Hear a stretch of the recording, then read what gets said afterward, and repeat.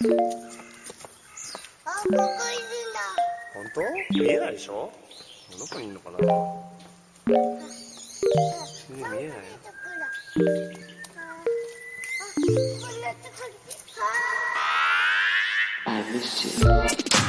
Happy New Year, gamers!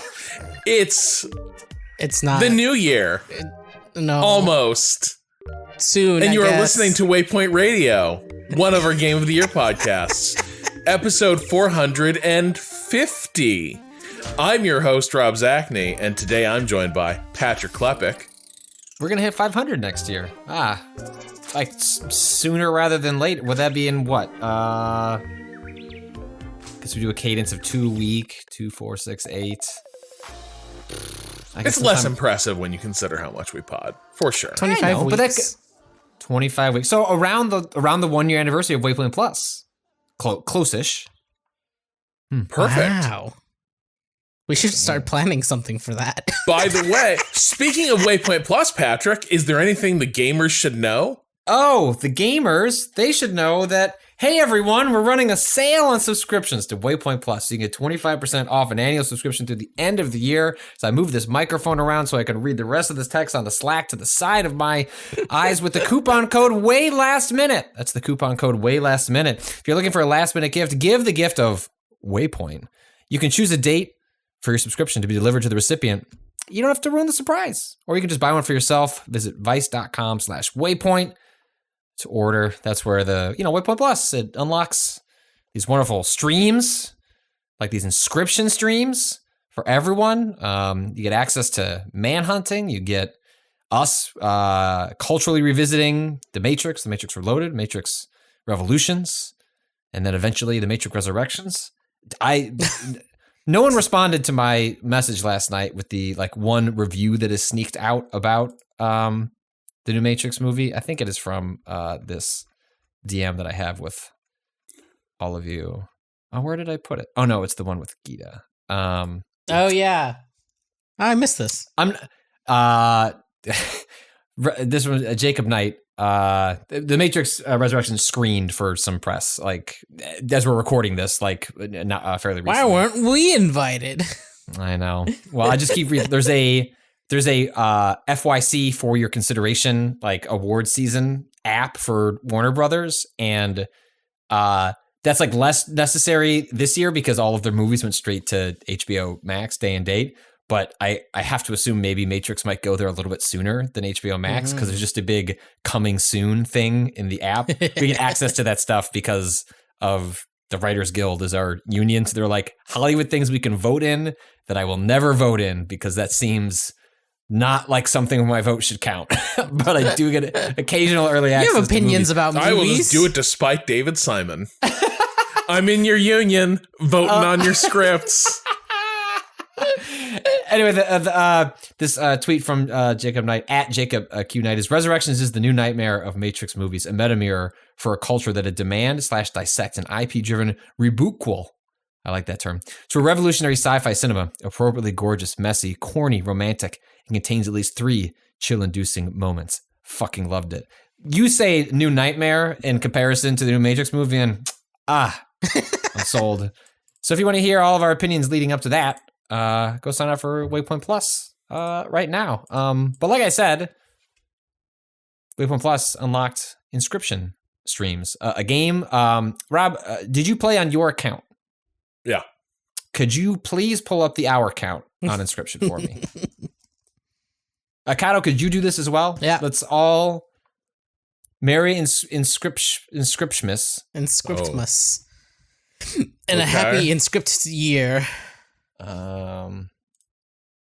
Okay. All right. I'm gonna have Cado go first. I'm guessing he's the lowest hour count. Cado, how many hours did you play Inscryption? Why the fuck doesn't this show for me? No? No, is It it was because Steam, right? Yeah. Is it because I'm on a different computer? Where the fuck is my hour count? You might be able to pull that up if it is if the actual install game. I wonder if you go to view my profile. Yeah, just look on that end. Recent activity. The all recently played. Yeah. Hour count. Okay. 14.7 hours. Okay, I was right. Now I have to scroll back in Steam. 16.2 hours. Rob. 32.6 glorious hours. All right. Oh, amazing. So what I would like to start there. I don't for the people maybe people didn't watch the streams. Maybe I don't know. Talk about streaming Inscryption. Talk about playing it at the way that you and Natalie played it. People have heard. You can catch those VODs at youtube.com/waypointvice. You can. I'm going to go ahead and just caveat. This is a game of the year pod. This is the mailbag one. We had originally intended to have Natalie on for both. The first one fell through. It is possible making her stream for 10 hours yesterday was not conducive to our plan coming to fruition, if I'm being honest. Yes, very possible. She's got a full-time job in addition to coming on and yapping with us. And we'd moved Inscryption talk from our Game of the Year categories discussion to this in hopes that Natalie would be able to join us. She's unable to. You will get Natalie's thoughts on Inscryption at a later date. We'll have something there. But I just wanted to caveat there, because we did mention in the last podcast that Natalie will be there. She is not. But for folks that didn't catch the very long streams we've been going on for the past 6 weeks or so with the two of you, talk us through that experience and what it has been like playing in Inscryption. Okay, so I think we went in very unspoiled, first of all. So I think a big part of, if you watch me and Natalie playing Inscryption, you're going to see us sort of coming to grips with, well, what is this game we are playing? What are its objectives? And at first, I want to just caveat that, when Cado convinced me to play this after he was so effusive, and then I was like, shit. I then came out of that experience and told Rob, I think the two of you need to stream this. I think you need to stream it together, because I thought specifically two people going through the experience would be extremely fun to watch. And we should be clear, spoilers are on for this conversation, right? Correct. Yes. Yeah, there's a reason we're having this conversation now rather than Cado will put in a timestamp if you want to skip this and go straight to the mailbag stuff. So Natalie and I started playing, and at first we were like, this is a very cool roguelike deck builder. And it has some escape room elements to it, but fundamentally, this is a roguelike deck builder, and we are treating it as such. And it starts as sort of a Tactical Tuesday stream. It is Natalie and I discussing and hemming and hawing over each move in the initial card game in Inscryption, which is driven by sacrificing squirrels, and it's all got this haunted woodland theme to it. Now, the thing I'll also say is, I don't think we played slowly, but also the way to make this shit engaging is for the two people to discuss moves.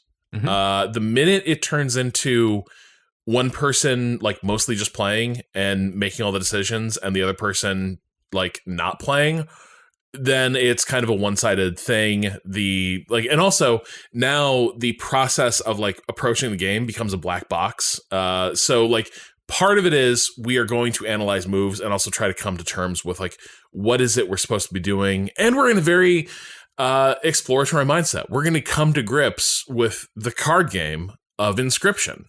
I cracked up when I joined the stream briefly on the last one, and I only came on for 5 minutes or so, and multiple people in the chat observed that it was in that moment where I was talking to you and Natalie was continuing to play, and it was as though someone turned up the speed dial on Natalie, because she started doing what you're talking about, which is she just started playing the game and just going through the motions of whatever element of combat or exploration. It's she's accomplished more in these 5 minutes than they normally accomplish in the span of an hour, because she was just doing that, just playing, as opposed to what you do on a stream to make it more entertaining and interesting is talk about what the mental process is as you go along.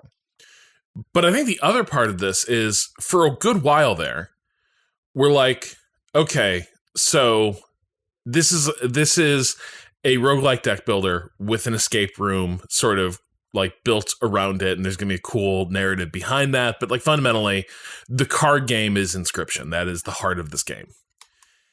And it is a slow rolling revelation that this is not in fact the case, that like it did not take as long to beat the last stage of the initial card game, and we were just sort of looped back to the start. And so now it's like, okay, the game is not the key. And so we just have this like rolling sense of, okay, so the game is not the game, right? The game is not what we think it is.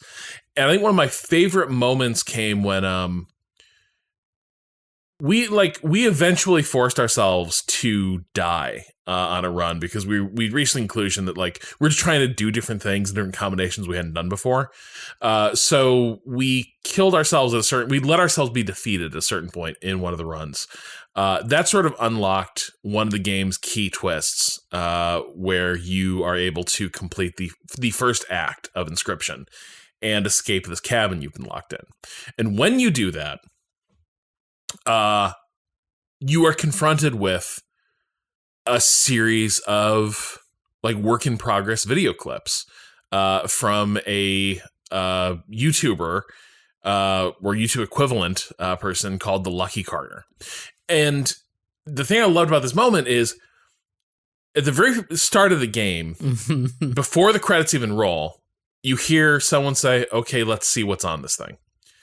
And I had never known why Cado was adamant. He was like, you need to make sure that the launch sequence is part of the stream. And I was like, okay, I think you're being a little bit fussy, but whatever. Fine, Cado. I'm not sure I ever picked up on that. I don't think I probably frequently when I launch games on Steam, I'm like, I'm hitting play, I'm going to get water, like I'm letting the intro credits do their thing because most of them are unskippable. So I remember you mentioning that previously, I think like off podcast, and I was like, yeah, I never, maybe it happened. Does it happen when you launch it a second time, or is it only the first time? It happens. You have to reset all your save data, right? Yeah, Okay. yeah. Which so I I had missed Rob reset the save data and start it over on stream so that you can get that out. Because I'm normally like, if I'm sitting down to do it, I was just like, I'm gonna watch whatever's there. It's probably instructive or possibly part of the game. Like in this moment, it was like, oh. It was immediate. I was like, oh, wait, what the fuck does that mean? What is that? Like, that's not what I was expecting from the trailers even of what this game is. Because it shows it shows a loading screen. The screen gets slightly like it gets scan lines. And I was like, wait, what? Like, I already felt there's like a meta layer here that I didn't know about. I'm almost glad I didn't see that, because the surprise that there even is a meta layer rather than the insinuation or the hint that there could be one, not that it would have undercut what the game, ultimately accomplishes. But by missing that, like the turn that Rob is describing where the video clips happen, it is not even seated in my mind that the game could be anything other than a roguelike deck builder whose twist is that, hey, we've thrown out like balance, like have fun, like broke it, like you did it, like that's the game. And then, from there it's like, oh, naturally how this would escalate is they'll come up with a reason to send me back with a new set of rules to break, or they'll take away, you know what I mean? Like most games, like, I now understand the ladder that I'm going to climb for the next, however many hours. And it never even occurred to me that when I get to that UI where I can click on video clips, that there was even a possibility that this could be anything other than that. Again, it still works, but I think it's interesting that we kind of came at it at different ways. I think we got some extra hints that this was the case because we'd gone so deep at certain points that like the first time we beat the final encounter of the first act's run, we once again heard that guy's voice, sort of being like, holy shit, I won. Before we're sort of kicked back to the start of the loop. And so like we'd seen these things that were like, okay, there's clearly some sort of meta layer here happening where like someone else's experience is part of this. And this is either like unclear, are we playing the part of this unseen like narrator? Is this found footage coming after? So the next stage is, it's found footage time. With this character, the Lucky Carter, coming across an antique, like, collectible card game, Inscryption, and starting to, like, do some unwrappings for his stream. And once we saw that, like, it was now clear the game's doing something completely different. And I think our approach did change, especially because after that moment, the second act, I think, is a much looser card game in a lot of ways. And so it just doesn't require or reward like careful play as much as the first act did. But it still, I think, took us a while to come to grips with, okay, what is this game actually about? What is the story of Inscryption? And Act 2 gives you a lot more insight. And then Act 3, which, like, Natalie and I played through last night, it took us about, like, 8 hours to go through it, has some, like, truly shocking and, like,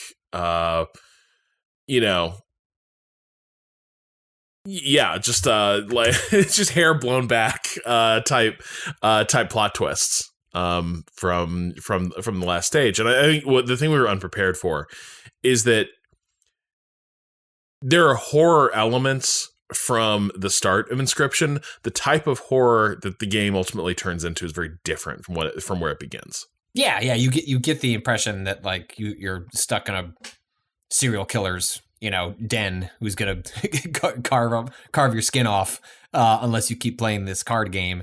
And yes, like, the ultimate story of Inscryption is horrifying on its own, but goes just in directions you could not fathom. Even once the game expands, like, what it could be or even be about. And I think that's, like, a huge credit to the storytelling itself, is that even when you have the turn in Act 2, we're changing the aesthetic, and, like, what are we exploring here? Like, you're like, oh, and every turn what the game manages to do is like, oh, okay, I see what the next layer of this onion is, like, and now I have a sense of, like, where it'll go from here. But and game, you don't, and like and it does that over and over again. Obviously with, like, 3 major aesthetic and, like, mechanical changes in terms of, like, the card game, but, like, the storytelling onion itself is exceptionally well done and surprising and shocking. And, I had you guys on,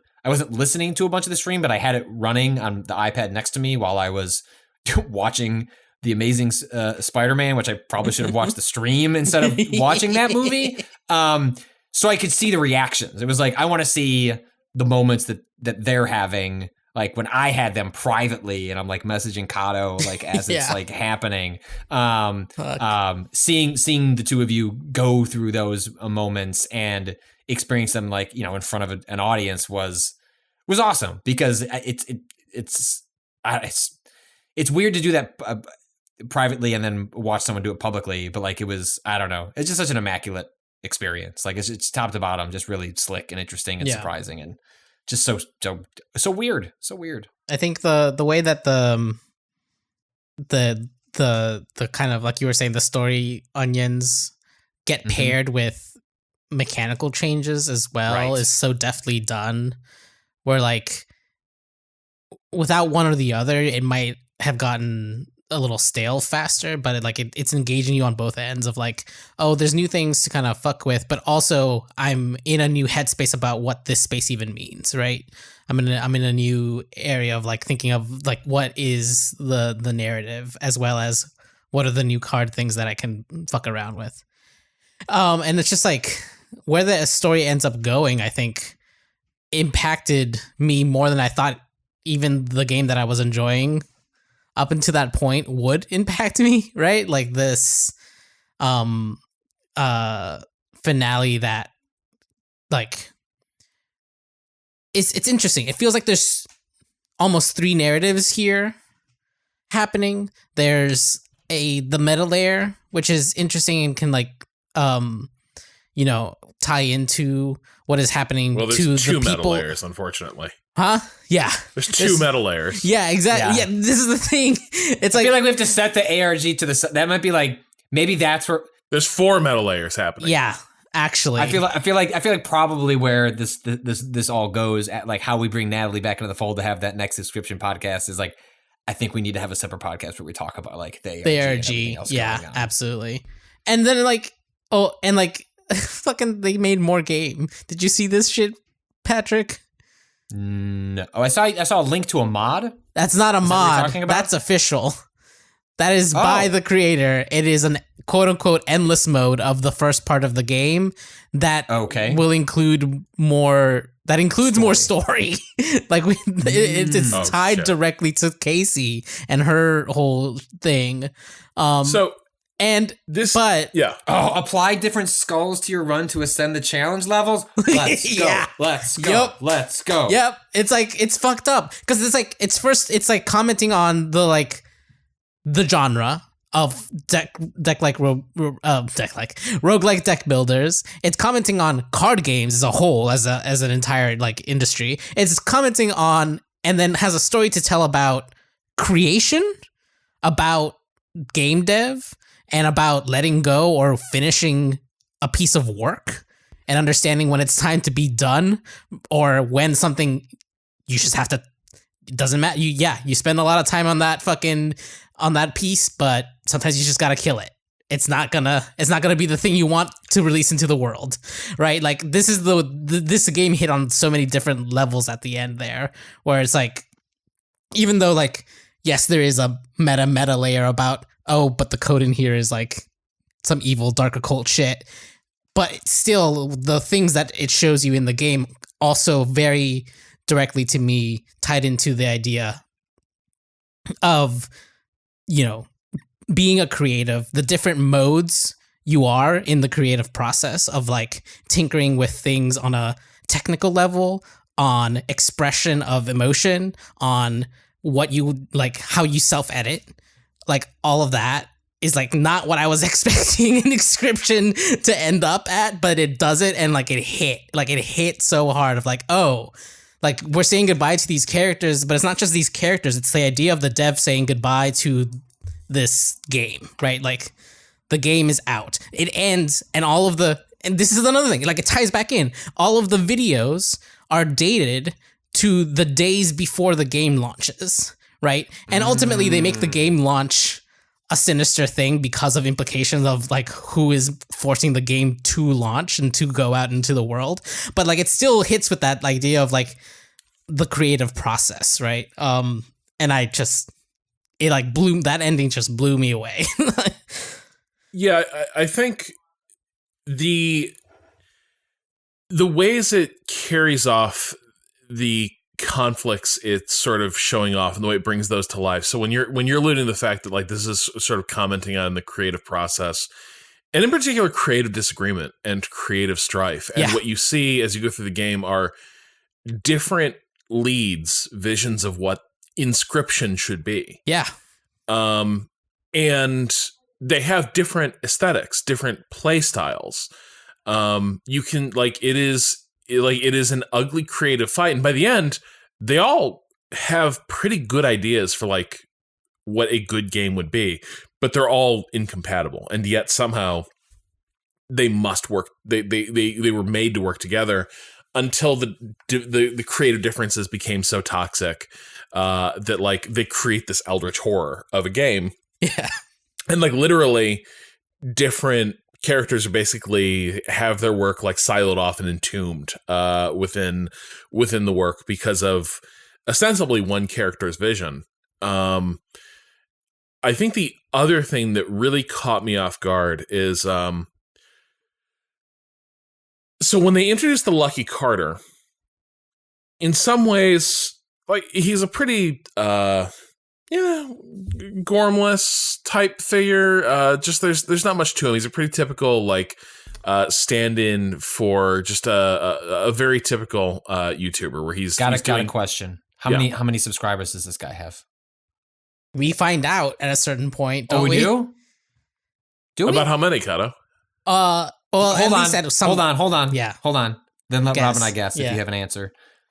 Because I don't think it's that many. I'm thinking. I would guess he's like 2,000. Yeah, I was thinking like under 5K. Like he's out here hustling, pretty hard. So this is earlier on, but we do hear a number about if we assume this is coming out 2021 and all the things. So like 10 years prior, and he's still doing this. He hit 100 in 2009, right? Oh, He might be doing okay. He might be doing okay. Like, Yeah. once I've heard my understanding. This is years since I've like researched the data, but like once you start hitting like 100,000, like you're not on a glide path, but like you're getting into the algorithm where you're going to start organically picking up subs to a certain degree. And so if he was doing that, you know, 10 plus the years, date like, was like wouldn't be shocked if it was 2009. Yeah, it was it was one of the like little lore bits right near the end where like he's like, yeah, I hit 100.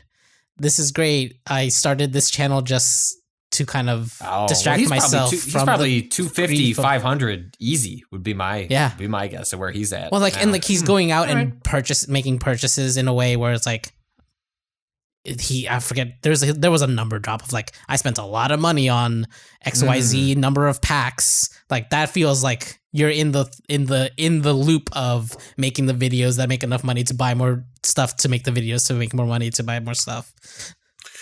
But the thing that caught me off guard here is that we were sort of dragging him. He seemed like such a corny, like just generic, like YouTuber who somehow made it their business to just unwrap cards and show what they got in their packs, and that's his whole shtick. And the thing that I found surprisingly effective, and you learn this in the last act, is that this isn't who this guy is. Not really. The lucky card is a persona. It's a performance, and it more than that is a performance he adopted in part because he was at loose ends dealing with the grief following the death of his sister. And that was, I don't know, it was surprisingly, I think, hard hitting just in terms of the way, like, it does sort of highlight you have no idea what is behind a performance. You really do not.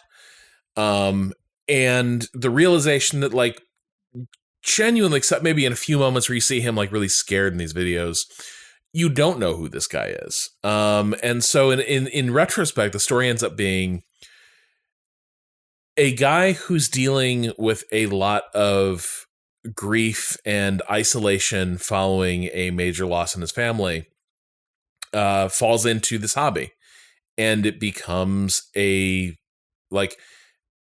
business, but also a bit of a way of life, until one day it brings him into contact with something extremely unlucky, right? Something basically cursed. But the central thing is he can't let it go. Like, he encounters this weird mystery, and he starts, like, he's almost helpless to not start unpacking it and trying to figure out, where did this game Inscryption come from?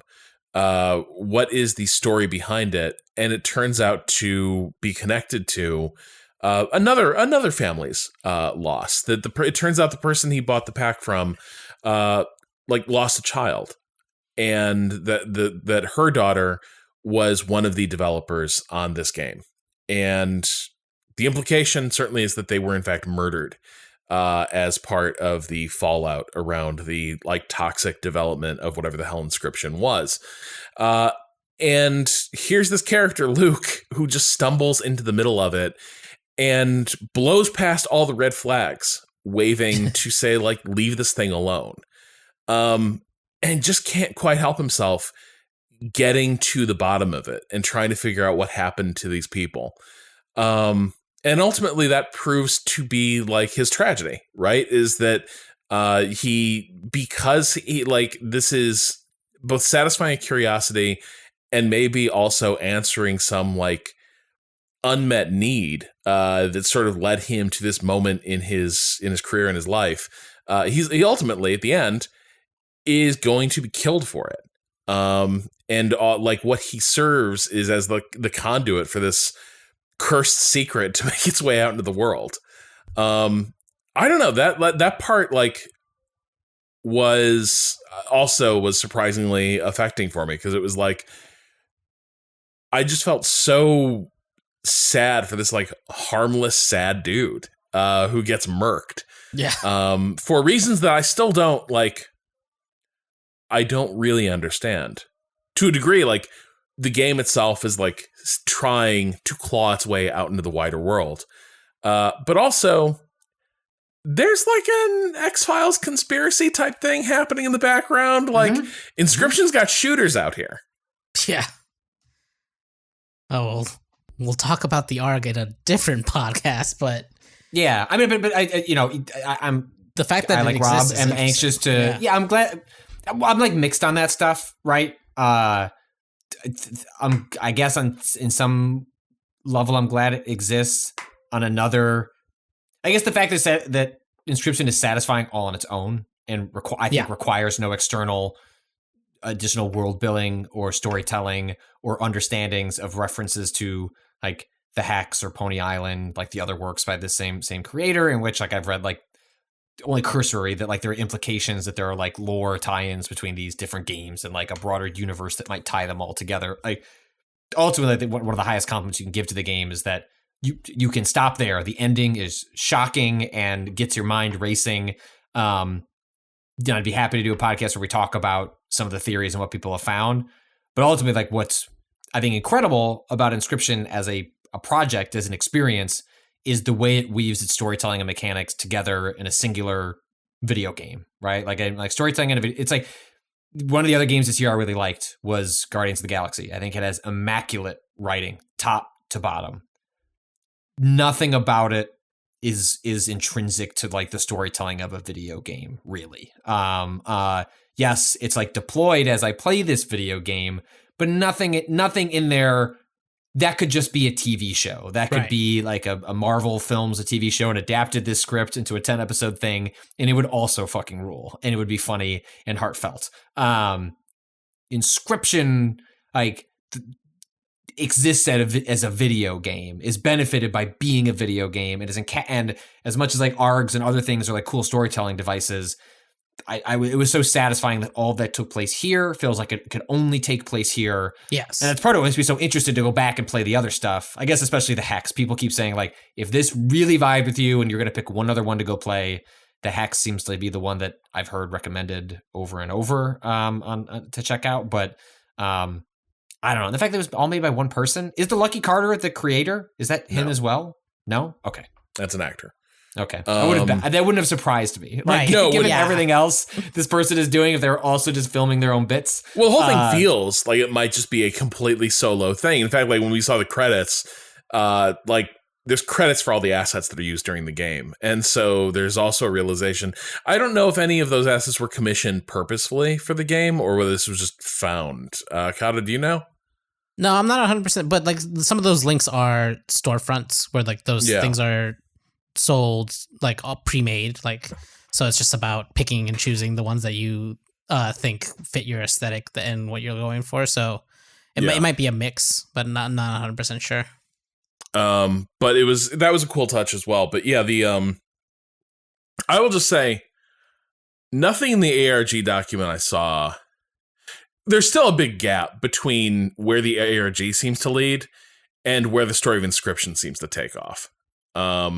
Like I can sort of draw the connection, but like it still seems pretty divorced from where the ARG seemed to lead. And like I'm with you, I do have mixed feelings about it, especially because I think Inscryption like leaves a satisfying enough combination of breadcrumbs and like not dead ends, but just unfinished leads that you're just not going to know. Like the story of Luke is that he does like get on the trail of like this big, weird, fucked up mystery. This is why I like and the can't ARG. solve it. This is why I like that the ARG exists too. It's just like we kind of like inhabit that in two forms, right? Like he also exits the game and goes out into the world to find things, right? So we can follow both, like we play along as Luke in both ways of like playing the game and then also looking into the external things around this game, which I think is a really neat way to make that parallel happen. Even if you don't engage with the ARG or the things that the ARG ends up revealing aren't as interesting. I do like its inclusion as another mirror to the player being Luke Carter. Maybe Yeah, the no, last thing Yeah. I'll go ahead, Rob.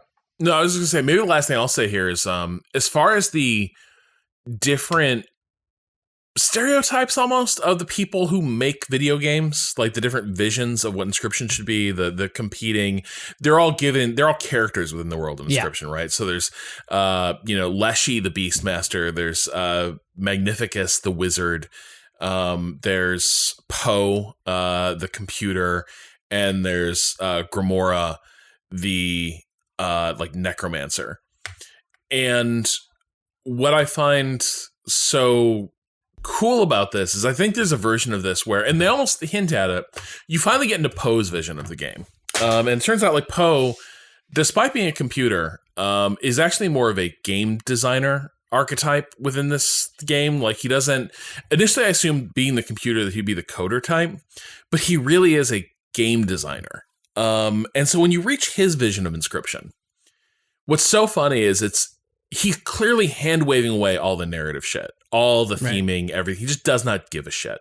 Well, I think that is kind of the coder. Even within game design, there is a certain part of like coder mindset that is about making the mechanics and everything work, right? Like his whole thing is mechanical, where like, sorry to step on your point a little bit, but like I almost split them up into 4 different thoughts or school of thoughts that all exist in concert in game development, right? Like Leshy's the narrative designer, Poe's the coder, Grimora I think is kind of like the one that's like, hey, we should maybe reuse assets. Like that's the whole reanimation business, but also being the like person who knows when to edit things out, like, and kill things off.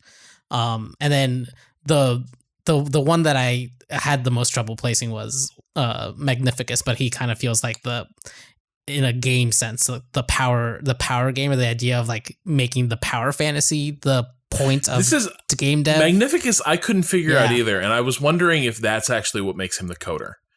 Is that his work is magical and mysterious, and it's hard to put a finger on exactly what his deal is in terms of like his vision of what Inscryption is. Because he pops up in other people's visions, but I'm not sure we get a strong sense of what his is. We get a brief glimpse of what it might have been. Yeah, that glimpse is what made me feel like, oh, this is the person who thinks the power fantasy is the be all end all of game design, right? That you have to make it has to be bombast, right? His numbers are big. There's full fucking like models representing each of the cards. Oh yeah, it's right. It's the overreach. Dynasty Warriors, the card game. Right. It's like it's almost like the overreach of like trying to make something bigger just for the sake of bigger being quote unquote better. That's what I feel like his kind of role in like the whole like this is all a game dev like split is. But the thing I'll say is what I dug was that actually nobody here is labeled as like they make a shitty game. Like even Pose initially you're like look like it has zero theme work done to it. Yeah. It looks hacked together, work in progressy. He doesn't care about the stuff that like everything in the original Inscryption that you play, the game you play in the cabin, is heavily themed. Everything is being attempted to be situated in a story of a journey, in locations, in characters. Leshy cares about this stuff. Leshy is a game master. Yeah. Poe doesn't. And initially I was like, here's Poe's like stupid vision of the game. But Poe's card game fucking whips. Yeah. Like, it's good. Now, it breaks apart really easily because by this point in the game, you've amassed so many game-breaking things that you can shatter it. In fact, Poe just starts giving you more shit to break it faster. Because they're like, partly I think they're trying to accelerate the end of the game here. And also maybe you'd say that Poe is the sort of guy who doesn't know when to leave off, when to stop designing. Yeah. But either way, what I dug here is that like every part of this team, even though they all turn against each other, does appear to have contributed something vital to the vision, and seems to have like an idea for a cool game. Maybe Magnificus doesn't, but by that point the world is breaking apart. It's hard to pin down. But the point is, like, I fully expected it to sort of at the end be like, okay, well, here's the approach to game design that like Inscryption is going to co-sign, right? And instead it's kind of pointing to, you can take an idea and arrive at so many different places, so many different good games, but they can't all go together. That's a good point. I think we should leave it there. Did I just take all the air out of the room? No. Did you get a point? Did I step on it? No, you're good. No, we got to get to our mailbag. Look, Inscryption fucking rules. Yeah, we're going to keep talking. We're going to do another one of these with Natalie later. We can. Yeah, it's not the last time we're talking about the Game of the Year 2021 Inscryption. Sometimes you play a game. The problem with Inscryption, but I think it'll hold up, is like, I know it's my favorite game this year, but you're coming in so hot off of something where like you do want that distance.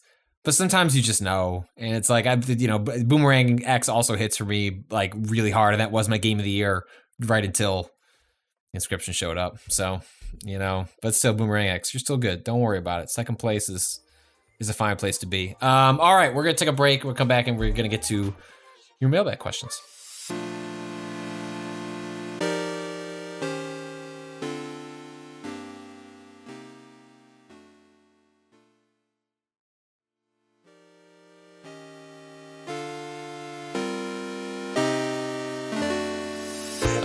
All right, we're back, people. I had asked for folks to write in a bunch of mailbag questions. This first one, this is not a question, but want to show you something that has to be confused and a little upset. But this is what my friend's workplace served for a Christmas dinner this week. I am now going to copy. Gmail will not let me just copy and paste it, so I will take a screen capture. Here we go. Christmas dinner in Abbott. I guess I don't know where's Abbott. I don't know. This Texas. Is it right? Well, I think the governor of Texas is named Abbott. That's right. Like, looking at this plate, that's somewhere in Britain. Where's Abbott? Looking at this plate, that's somewhere in Britain. Cado, please describe this plate for me. Oh, I mean, first off, they did a horrible job lighting this. The flash off the phone doesn't help any The lighting food. is doing a lot to make this point. It really doesn't look great. But on this plate, we've got some beans. I don't know what kind of beans. Are those pinto? Maybe? Kidney beans? No, they're not red enough. But beans, under it and kind of to the side is some ham, question mark? Yeah, like a sliced honey ham or something. What I can't tell is either a sausage or a plantain. It's kind of difficult, honestly, I don't know what that one is. Okay, they're navy beans, aka Boston beans or white pea. Navy beans. Yeah. A puck of bread. Literally, yeah, I was wondering about that too. It is a circle. It is a circle. An egg, which I assumed is soft-boiled, hard-boiled, soft-boiled, because it's in its own little in its own little egg cup, and then another piece of bread-looking material. Is that bread? Is that another meat? I can't tell. It could be. It's a mystery. I think it could be a cornbready thing. It could be an egg, like casserole. Yeah, it could be like a little egg triangle. Was it Network on Twitter who said that the Brits still eat like there's German bombers flying overhead?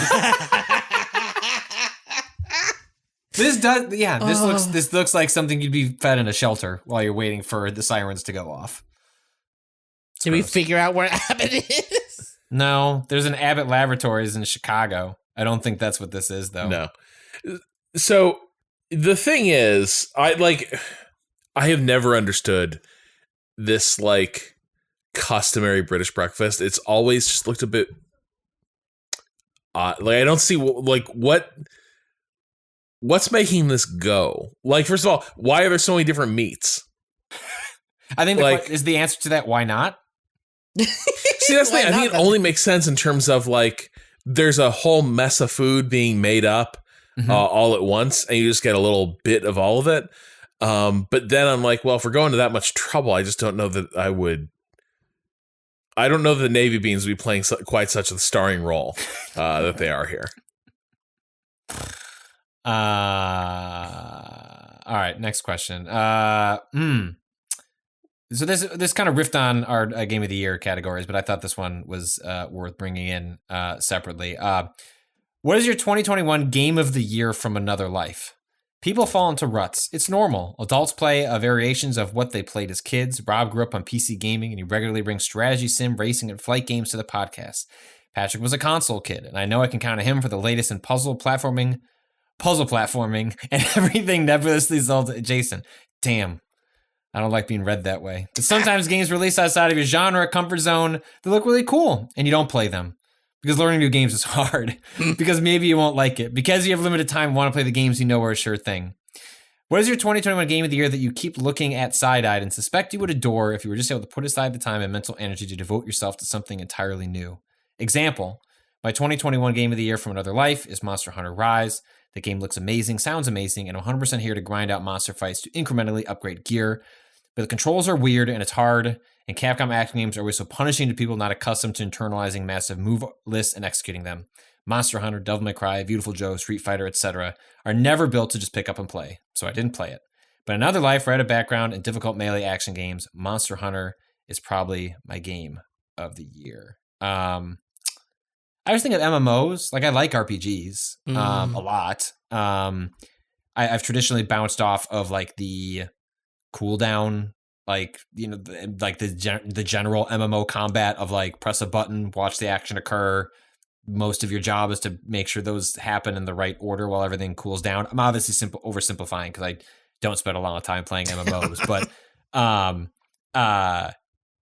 like I look at like Final Fantasy, was it 14? What's 14? Yeah. Like, yeah, like I bet I would fucking adore that game. And like if that was in college, that's all I would be playing. But I don't, and I'm not in college, and I don't have the time for it. So like looking at all my friends where my tastes line up on everything else, right? Like where like Natalie Flores, like who, like, you know, we had on for our Life is Strange, True Colors podcast. Like every time she talks about a game, I'm like, damn, the way you talk about it, I could tell I would like that game if I took the time for it. And every time people talk about Final Fantasy 14 and Endwalker, I was like, I want to be part of that.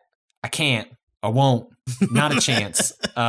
Just there's no world where I could carve out enough time. And then watching Austin do it. Yeah. And that's what convinced me. The way it drained him to try and to muscle through that. I was okay. That was like the final nail in the coffin. Like not it's just not a game for me. Like it's cool, that happens. That's part of life and getting older. But it totally fits this question of like, yes, in another life, in different circumstances, I would fucking love that game. It just that's not the Patrick Klubnik that exists. I'm trying to be that. I'm trying to catch up. Like in the other life is the life where I got on to the Final Fantasy 14 train back in the day and was here one thing that's for Endwalker. Endwalker is my 2020 like last minute 2020 your 2023 2021 game of the year. Yeah. But I guess like part my answer is sort of like dodges a bit of what they're saying, which is not just like a lack of time, but it runs counter. Like there are lots of strategy games. Like to this point, I don't play strategy games because they scare me. I stopped them after Command and Conquer Red Alert, and I look at them and go, I would feel stupid playing these games. Why would I want to do that? That seems like a poor use of my time. But every time I've taken a chance and played like a Spelunky or a Dark Souls, games that I like made fun of prior to putting in the time, it's like, why do people want to play these masochistic games? And I was like, actually, I want to be hit by these games. And I think that's a challenge. Like that's especially as you get older. And I try to find the time each year to like play it. Like an Inscryption is an example of like a game against type, right? Like that's not really my thing, but I ended up being my game of the year. So like Endwalker's like the time one, whereas like I don't know, there are genres like deck builders where like I just don't have the institutional knowledge, and so I get scared off from ever trying them, even if there are games that there have frequently been games where I have liked them in that genre. But I get scared off because I just feel like I'm going to spend so much time feeling dumb. I'm trying to think. This is rough because I like to play a lot of shit. I would say you like that's the thing. Like you like Cado, like I feel like doesn't really apply to you because you play live service games, you play strategy games, I try to play hit RPGs as much as I can. Yeah. Like, and I do think the my biggest like hole is still like modern any RTS strategy game past like, you know, the StarCraft area I haven't really touched, but or the StarCraft 2 era rather. And like it was kind of because MOBAs took over that, right? Like you know, they like came right out of the RTS genre, and like that's what I've clung on to since then, basically. But it's like adjacent enough that like, you know, I should probably check out Company of Heroes 3. But I probably, I don't know, I won't. Like in a different life, I would have, right? Like, and I don't know if that's so much a time. I think it's partially a time thing, but it's also like, I feel like if it isn't gonna be something with an interesting narrative, that is probably something I'll end up bringing up on the podcast. The other games that I play that are multiplayer, I usually play with people, and I don't like the sort of like single player RTS thing isn't really gonna fit that model, right? It's 100% just about the time management, I think. Because like mechanically, I would love to. Like, those games did interest me at once upon a time, and it's just like, yeah, between trying to keep up with things like Valorant and Destiny that are like regular, and I play with other people. I'm looking on the other end for interesting narrative moments. So the strategy stuff kind of, you know, falls in between those two almost in my mind. So I don't go there as often these days. How do I get Rob to play Super Meat Boy? Challenge. But I played Super Meat Boy. It's fun. Okay. Who can't appreciate like nice, tight, like it's tremendous platforming. It's very nice. It's satisfying to solve those levels. I can see why people like it. Wow. So I think for me, boy, I think possibly the other life me falls all the way down a Returnal hole. Where I'm just like, I want to just get my ass kicked by this fucked up gnarly roguelike and like just play the shit out of that, especially since it looked really like it looked really cool. I don't know if it holds up, but like aesthetically it always looked pretty amazing from the snippets I saw, and so it seemed like it would be like a game that I would really enjoy on that level as well. But it's just never like that just doesn't fit either in my life and also just in how I tend to approach like my patience to play games like that. I can see that being the alternate me game of the year. But in terms of things that I think about like different life, I think it's that keeps me with a toe cautiously dipped in a lot of Sims. And like I am so envious. The people I'm always like nose pressed up against the glass, just sort of staring in at the fun they're having, are like the hardcore flight sim and racing game nerds. Like, because the games I play are little baby games. Really? The people who are like got their fully kitted out high-end iRacing setups or like a library of mods for like R Factor 2 or the people playing is it like Rise of Flight still to this day? I'm like, man, they're just having like the other day I got an email. It's like, what was it? It was a tank. It was a new tank coming to IL2. And that's weird because IL2 is a game about a plane. And I'm like, what's going on in there? And so I opened up a rabbit hole like, tanks? IL2? And it appears that IL2 is now just a live service game that like has ridiculously, it's like DCS but for World War II, but like appears to also have like a tank sim built inside of it now. And I'm like, what the fuck is going on? But this is such a specialty interest thing that like the barrier to entry is just mountainous, where it's like, okay, so if you're going to do this shit, you're going to have to really learn how to fly these planes and really learn how to drive these tanks. And I'm like, nah, I'm not doing that. I'm going to play Hell Let Loose and just yell at my friends. Yeah. All right, Rob, you want to read this next one from FB? Starts sure. High Waypoint. Hi, Waypoint. I'm catching up on old episodes of the podcast, and in the Dark Souls of Pokemon, Gita mentioned being curious about what movies people had seen when they were too young for the subject matter, and I think I have some good ones. My grandma had a pretty eclectic taste and didn't really go in for ratings, so my sister and I saw a lot of films before we were really able to understand what was in front of us. These ranged from seeing Blues Brothers at 6 to seeing Rocky Horror Picture Show at 8, but the one that really stands out is 1981 black comedy S.O.B. If you've not heard of the film, it's a wild ride following the dramatic mental decay of a Hollywood producer who decides that the reason his last film flopped was because of the lack of sex in it. The themes of clinical depression and, caution warning, suicide attempts, played for laughs, are interspersed with sex, nudity, and drug use. The film gained notoriety for Julie Andrews' role in it as she plays a wholesome ingenue, sick of family-friendly roles who accepts a starting part in the producer's erotica project. Seeing Mary Poppins go topless was a big deal for viewers in the 1980s. I saw this film when I was about 10 or 11. I found the film pretty enjoyable, even if it felt most of the time like I was watching something in a language I didn't understand with the subtitles off.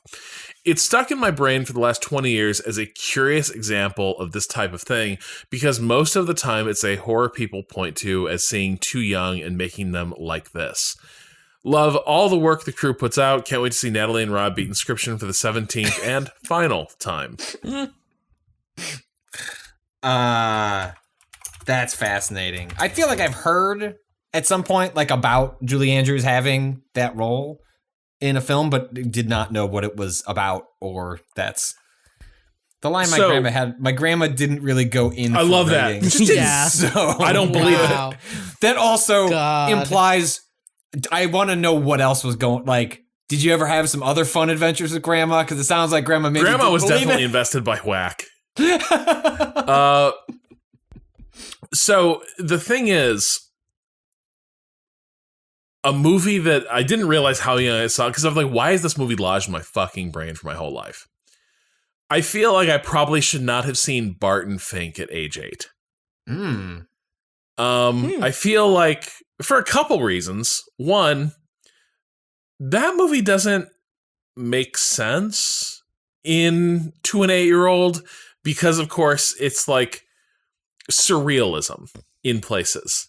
And so there's places where like the literal world of the film and like direct representation sort of fractures and gives way to the surreal experience in ways that I couldn't follow. Like, how did John Goodman set that whole hallway on fire, and why doesn't anybody seem freaked out by it? And then 2, the way it ends, just the dread and horror of what's in, because it's also got like a 7-esque, like what's in the box type beat at the end. And that's just lodged in my brain of like being fascinated and horrified by that. that movie's just like wedged in there. We'll never get it out. All because my parents were like, these Coen brothers seem like pretty interesting filmmakers, and this one's getting some interesting reviews. Let's check it out for family pizza night.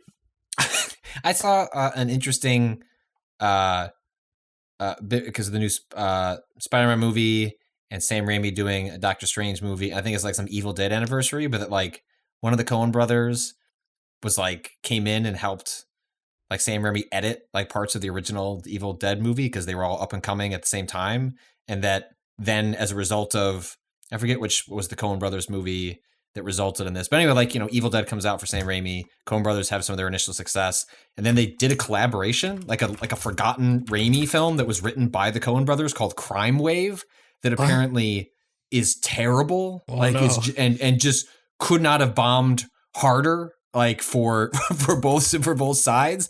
But I've added to my list of movies that I need to see over the holidays because I consider myself like pretty well aware of Sam Raimi's filmography, and that one is like a giant blank, but it's also been buried. Like it's not one that like the Coen brothers or Raimi ever really talk about because it was like sabotaged on. It just like didn't work out. It was like one of those like just pretend it didn't happen and everyone go on with your careers. But I don't. Yeah, I fall into the horror bucket of just like, but it wasn't like an especially scary movie. It was like E.T. like really scarred me like as a young kid. Like I remember that opening scene in the in the cornfield, like, which is like the one jump scare in that movie. But then also my mom like turned the movie off when they find E.T. in a ditch and he almost dies, like, and he's all pale and disgusting. Like my mom was like, what is I thought I was in for the family-friendly, like alien comes to hang out with the kids, and that's what a lot of that movie is. And that scene when they like find him over in the, you know, basically dying, like at the sewer grate, is horrifying. And this I look at that what's so funny about like when you go to things like Stranger Things, and it's like, man, it's like a dark, creepy, like tribute to Spielberg films in some ways, and it's like there ain't nothing in Stranger Things as creepy as the first act of E.T. Yes. Like that's the weird thing, is that like even there where it's like explicitly like leaning into horror, there is still not the sense of, you know what it is? It's that at no point, like Stranger Things, you always know what the called shot is. You always have a good sense of like, yeah, I know what kind of story this is going to be. The thing that Spielberg was so good at, especially in that, like, I guess we'll call it the first stage of his career, even though this is probably like, it's tough to divide a career that way. But he was so good at like, these things are approachable popcorn flicks, but also there's a real sense of danger to a lot of these fucking things. Even the ones that are not horror have the sense of like, there are moments where it's like anything could happen here.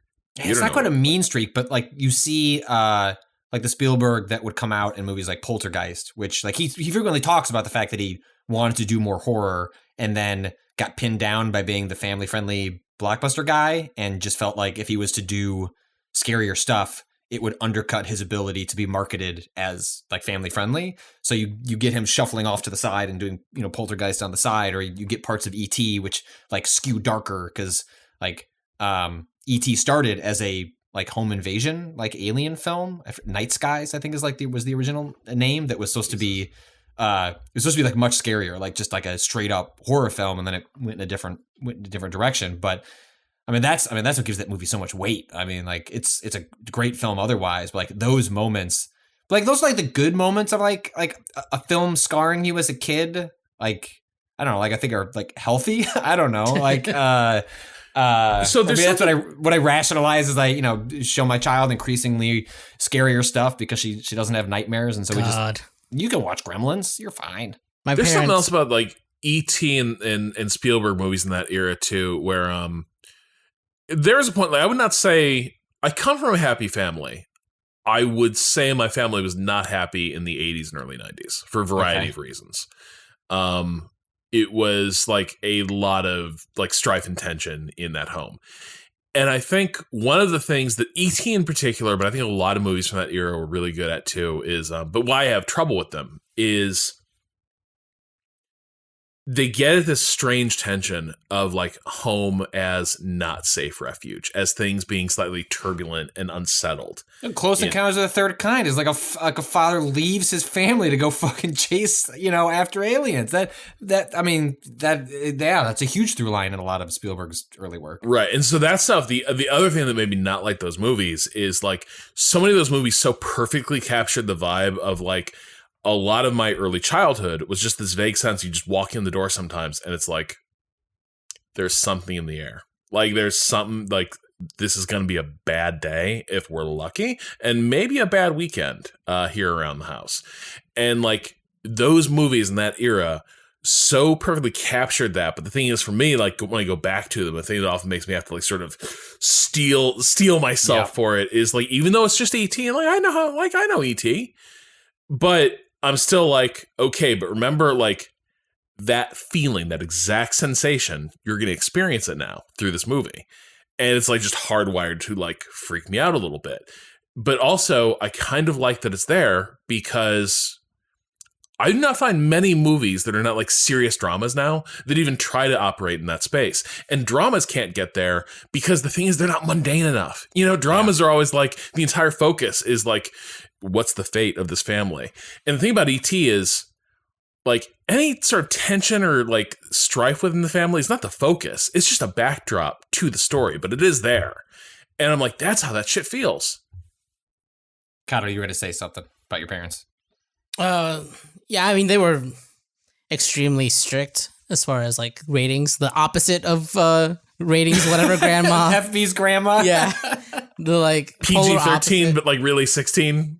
Yeah, no, like it's just like not until like I swear it was like December. My birthday's in February. I was like 12 years old in December, and they were like, "You can't see that. You're not 13 yet." Oh, we talked about this on the Matrix podcast. Yeah. Yes. But one of the things that like ended up scarring me, which for some reason they thought was okay because it was part of a series of VHS. It was just one of a bunch of things on this VHS. Faces of Death. My family. No, God. Like, this is the thing. It's like I wasn't exposed to very much. Like, it was pretty sheltered as far as the media I got in contact with, but they really fucking loved Michael Jackson. And the library had a VHS of Michael Jackson music videos that my parents loved to take out. And in the smack dab in the middle of that is the one for Thriller, because it was literally my only like horror adjacent thing that I saw until like I read the like Silence of the Lambs books when I was like 13. But before that, I literally had Nice. Yes. Why? Can we just side tangent? Why?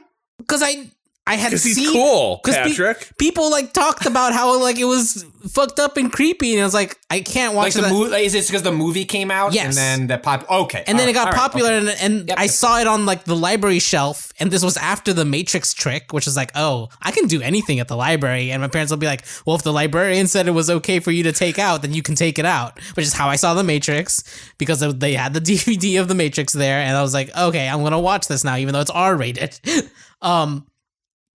Anyways, like I had zero to no exposure to horror as a genre at all, and the beginning of that, like it takes from it does like a similar werewolf transformation as the one in what is it called, American Werewolf in Paris? Is that the one that? Yeah, it's kind of like the same cribbing, basically. Same. Well, no, not cribbing. It's the same director. Oh, okay, yeah, right, yeah, exactly. That entire thing freaked me the fuck out. I would like run out of the room.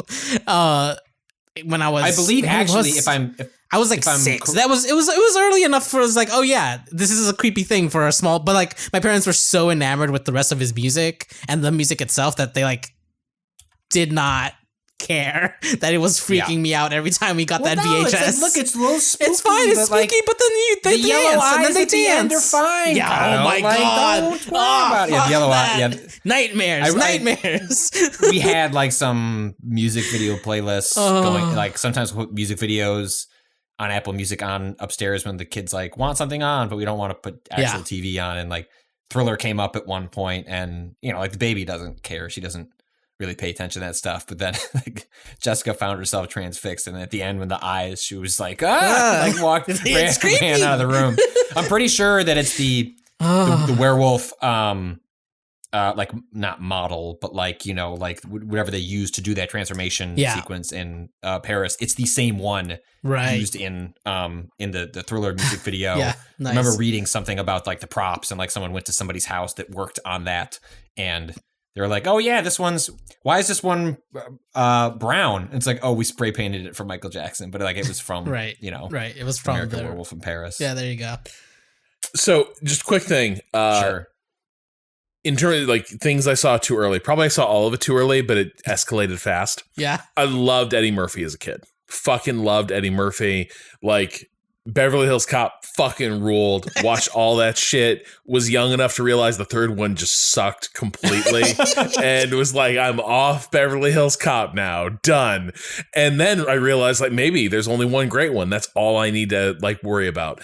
Loved Coming to America, but like my craving led me to like things like Distinguished Gentleman. Sure, that's fine, but like I need to get to the real shit.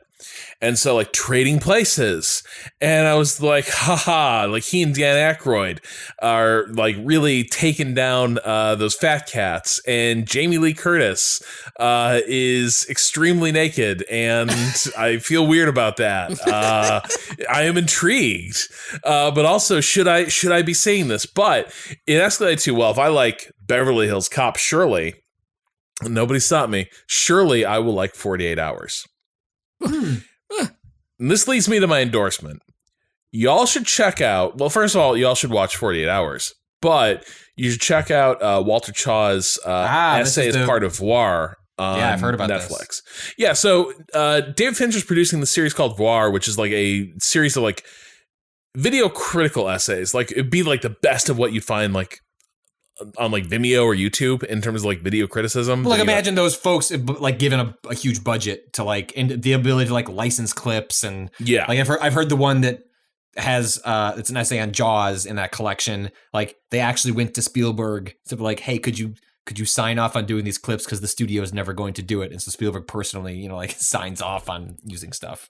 Right, and which also just indicates the degree to which like doing this type of work is just a giant pain in the ass because of the way like rights holders abuse copyright. But Voir has an amazing essay from Walter Chaw on 48 Hours, which I think you'll get a lot out of it if you haven't seen the film. But if you're curious for why 48 Hours stands apart, I think it is erroneously remembered as an 80s buddy cop movie. It is not. It is a mismatched partners like angle to it, but it really is a much harder hitting story about like police and race than it is given credit for being. And I think crucially, it's not a racial reconciliation story.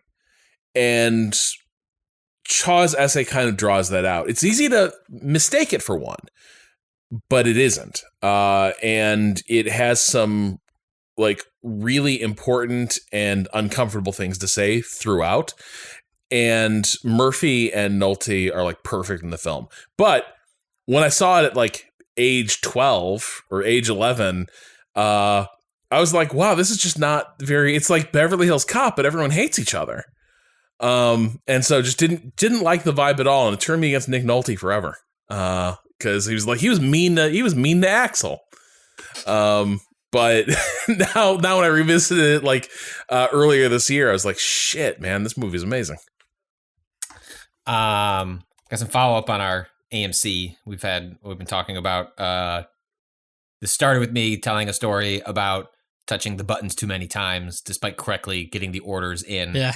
And then being talked to by a manager for like, please don't touch those buttons, even though you got it right. And some other people have been writing in about, someone managed to, was it like skim some money off the I forget exactly how it worked. But anyway, we're following up on different ways that these equivalents of fast food places track folks. And this comes in from Victor from Virginia. Hey there, Waypoint crew. Regarding the AMC worker skimming cash from episode 447 of Waypoint Radio, I can tell you how a person might get caught. I think as we speculated, who was the narc? Yeah. Like, if you are skimming the cash, is it happening through my theory, having worked at jobs like that, was like the young assistant to the manager type who like, wants to get ahead, has a little bit of power, and rather than probably like your fellow teenagers who have nothing to like gain from ratting you out. Anyway, they continue. I have roughly 10 years working and supervising at corporate restaurants, coffee shops, and cafes. Assuming the theater cashier is voiding the order and pocketing the money, you don't necessarily have to narc for them to get caught. You're still handing out the product. New inventory has to be purchased. And eventually, the people who have to make the orders, people like me at one point, start to notice when you're bringing in doesn't match what you're handing out.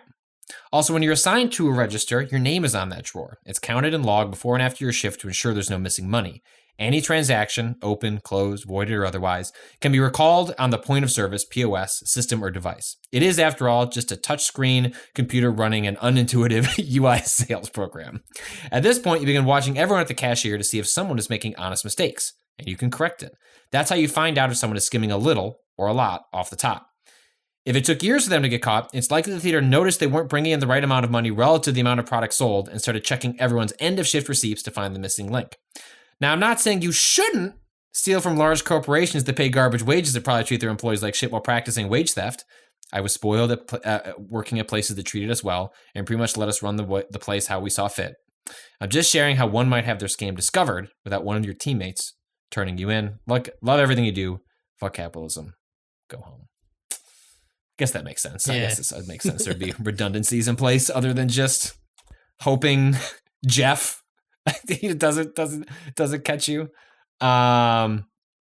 This is another follow-up when earlier Rob had read a story about somebody at the machine airport. They were making airplane parts at a factory. This is from Tired EMT. Hi, Waypoint crew. After hearing about the machine shop airplane parts story and Rob's factory story, I thought I would share my own. I work as an EMT for a private ambulance company, meaning a private for-profit business, not a government entity. While there's no hard quota on number of calls ran or time spent on call with a patient, we will start to get questioned and harassed by management and dispatch if they feel we are taking too long. Once again, this is for people in medical emergencies. The county I work in has private ambulance companies do a lowest bidder war to see who gets the contract, so it is in the best interest of the company for us to run as many calls as possible, as fast as possible. This directly clashes against patient care and advocacy.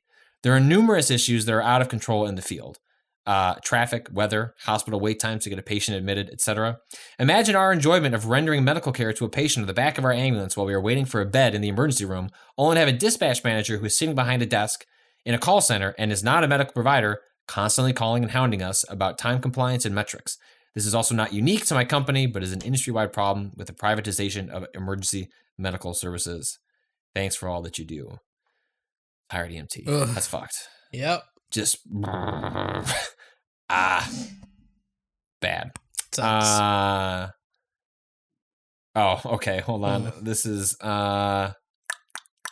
let's see. Cado, why don't you scroll down, do a control F for Adam, and you can read this one. Okay. From Wisconsin? Mm-hmm. All right. Hi, all. Adam from Appleton, Wisconsin here. Shout out Rob's alma mater, Lawrence University. Love you guys and the podcast. Quick story to lead into my question. My first non-handheld game console was a PS2. I had been begging for one along with Jak and Daxter for months leading up to Christmas. My dad is an old-school farm boy who has always wished I was more into hunting and fishing as opposed to video games. But one day when we were shopping leading up to Christmas, I spotted the official strategy guide book for Jak and Daxter hiding under some other items in his shopping cart.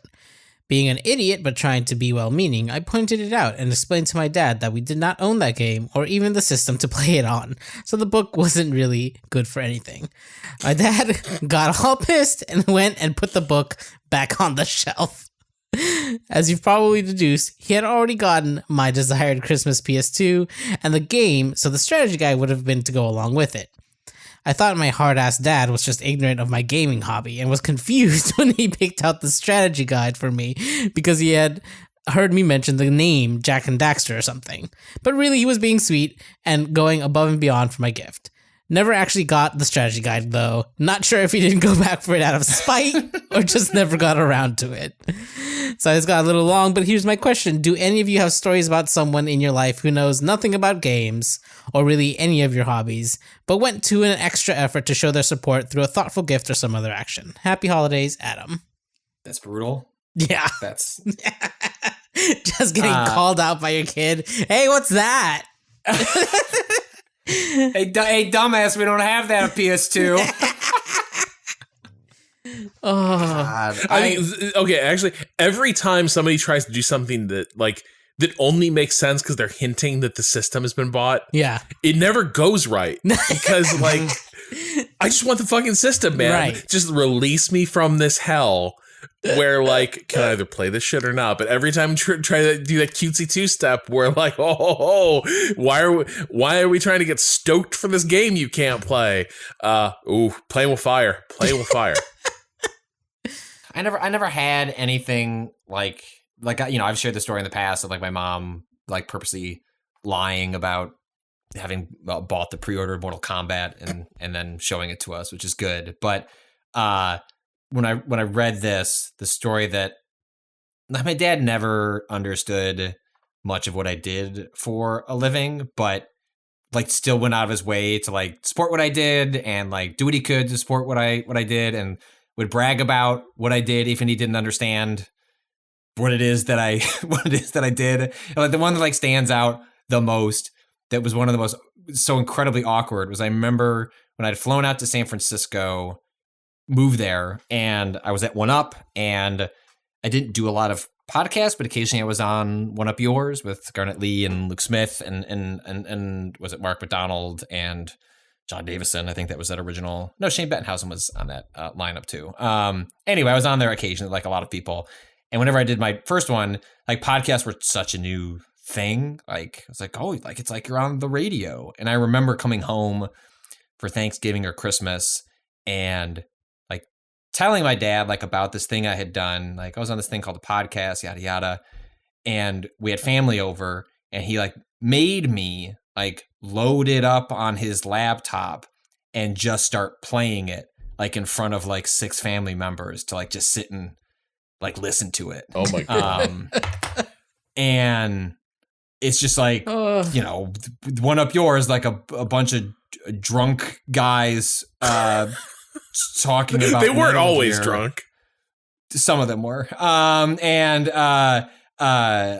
You know, and there's me occasionally like popping in, and it just went on for like 5 or 10 minutes, and I was like, Dad, we cannot. Like, why do my aunts and uncles need to listen? Like, thank you. This is, I'm glad you have taken an interest in what I am doing. The better version of this is like, when I worked at G4, it was the first time I'd been on television. Like, I had been called up to co-host some of the, like press conferences and stuff like that. Like, even though I wasn't hired as talent, they liked what I had done on various video and audio things. They're like, we're going to have you and do some actual on-camera stuff. And so when the couple of things I was assigned, like one of them was like the Ubisoft press conference, I was co-hosting with Blair Herder, I believe. And I told my dad, like, okay, like this is a very specific thing. I'll be on TV during these times. And he was working, and he didn't know, he wasn't sure when he'd be around a TV. So he worked for Riddell Sports. Like if you like watch football, like the big red Riddell helmet logo, like that's them. Because he at the time was like the vice president of the company, he had all of the TVs in the entire office changed to G4 so that on the off chance when he was walking between things, like he might catch me like doing something, and then called me at one point, like after it was over, it's like, I got to see you for a minute, like as I was going between meetings, and I was like, "That's really like a cute abuse of power for like all of the." I'm sure that otherwise we're just tuned to like ESPN. Like I don't think he was depriving people of seeing something particularly important. But those are the two things that ran through my mind. I think for me, this is I think the most surprising, sweetest, like surprise gift I got was my partner, I think one of our first Christmases together, she got me a Track IR. And Track IR, for those, speaking of other life, sim, like living that sim life, Track IR is a head tracker. You can sort of fake it with, like, you know, webcams and such, but like it's more of a precision way to just like track the motions of your head and crucially like exaggerate them so that like the like key use case is if you're in a flight sim without looking away from the monitor, you can like turn your head like 30 degrees off of center and the in-game camera will pan around 180 so you're like looking over your shoulder to see what's behind you. And one, it like makes everything more immersive, and two, there's just certain games that are way fucking easier, like flight sims, if you can look around and use other visual references. They're very hard to play without this stuff. The thing that was cool about it was that this hadn't been particularly high on my, like, it wasn't, not high, it was like, I hadn't been out there lobbying to get it, right? I had just said often enough that I thought it was a cool thing and maybe someday I might like it. And it just sort of showed up. And it turns out I liked it a great deal. Now I've not replaced it because I think eventually USB it developed a fault and just like wouldn't work correctly. But like I probably should have replaced it because when it stopped working, I stopped playing a bunch of games that I used it, and I didn't enjoy even racing games nearly as much without it. But yeah, it was more the like, oh wow, it's like. They're like anyone can get you something that's like at the top of your list of shit you want, but it's like when someone pulls something from a file that you don't know existed, right? Where it's like, I don't think I ever said I want that. I think I merely expressed positive enough interest in it enough, right? That like it was filed away, and here it is, and that was very touching and very sweet. I feel like I don't have a specific one aside from like giving my parents a shout out for every game they managed to buy me. Just because, I mean, when you're a kid, you don't really notice, even when parents say like, no, we can't afford that.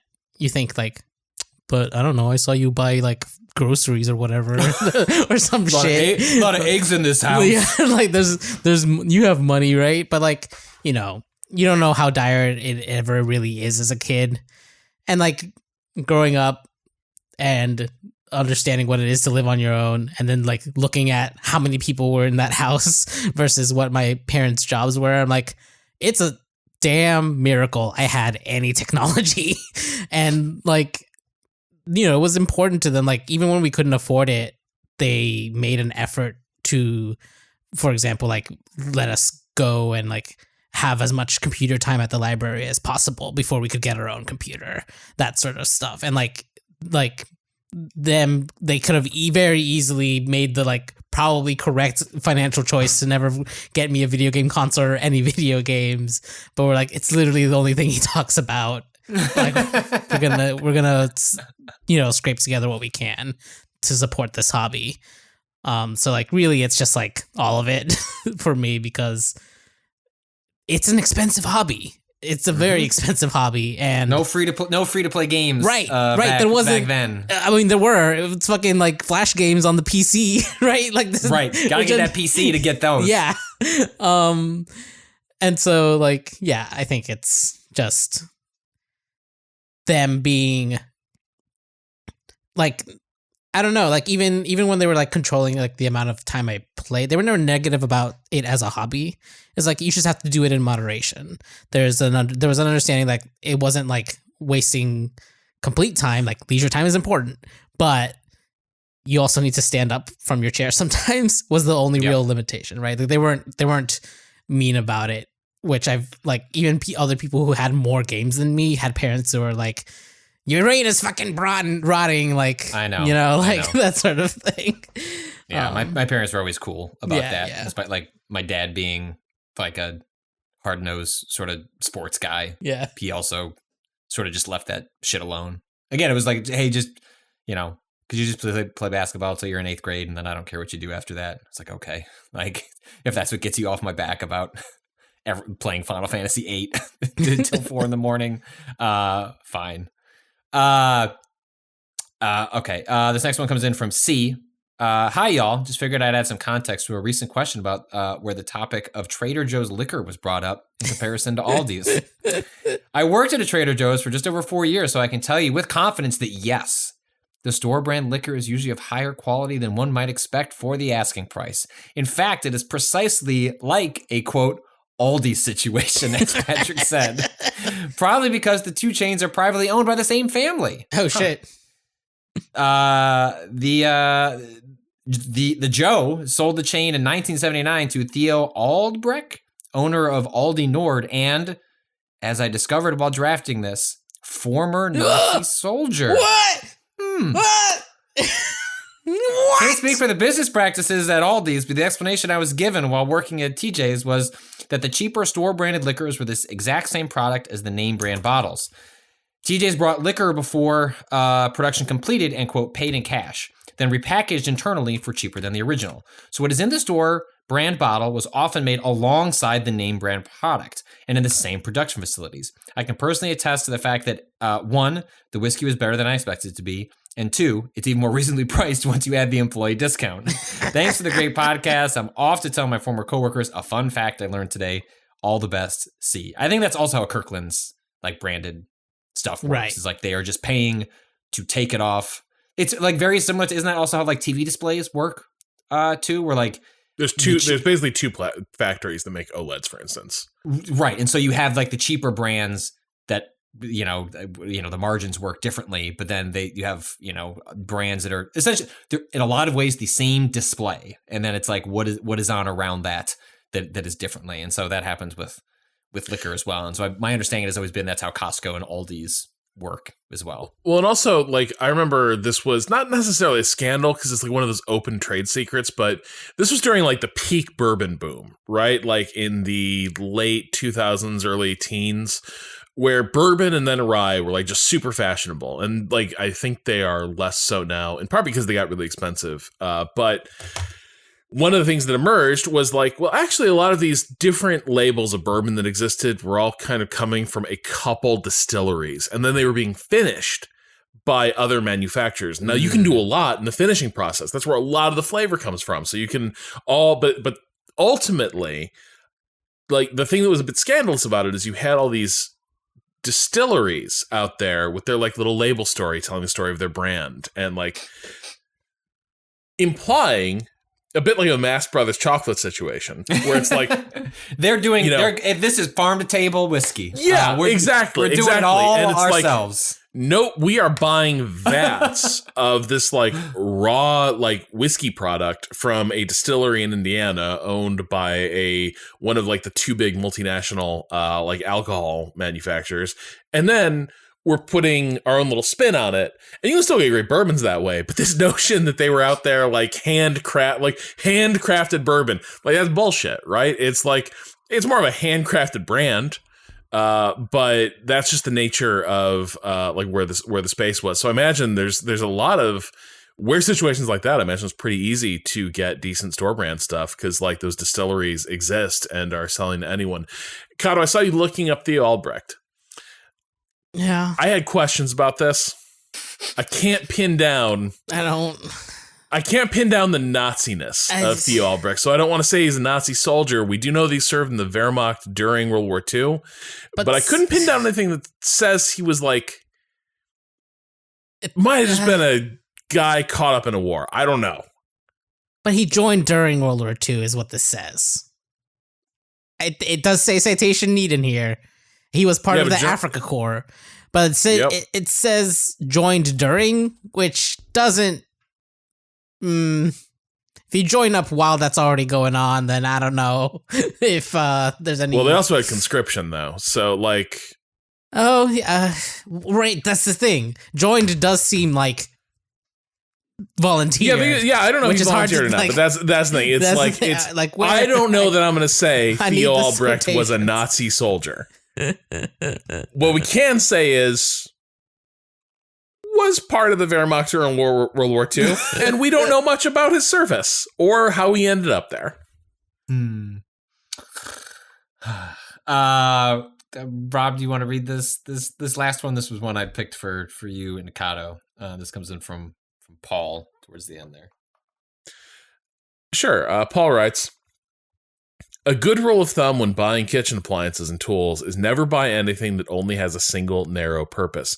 This is especially true for those of us that live in small apartments where space is a precious commodity that we cannot afford to squander. And yet, there are some things that make no sense to own, and yet we must, because of some quirk of how we decided to organize our lives. For me, it's the paella pan. Yeah. This thing is basically a huge pan that takes up a stupid amount of space and is shaped in a way that it basically is only good for one thing: cooking paella. I probably make paella at most once a year. And sadly, it has been completely out of use since COVID happened. It makes no sense for me to own this thing. I will not get rid of this pan.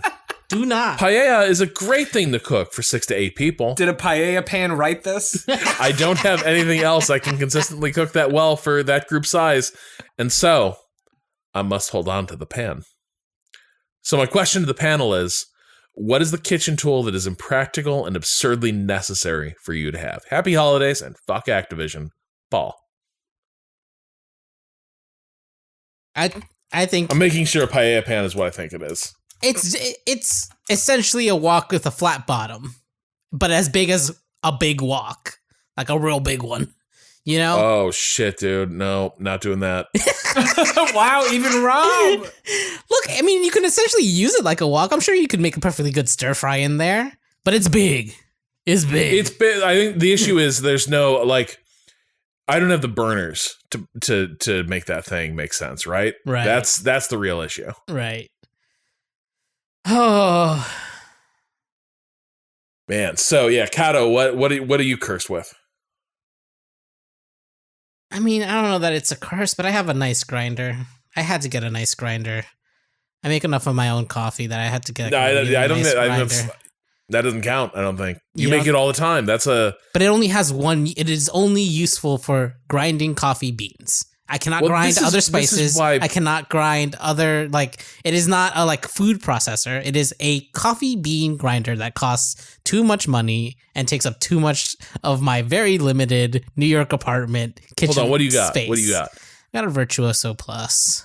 Virtuoso Plus? Yeah. Because mine's small. Mine's the size of a couple coasters. That's its footprint. Yeah, a couple. Yeah.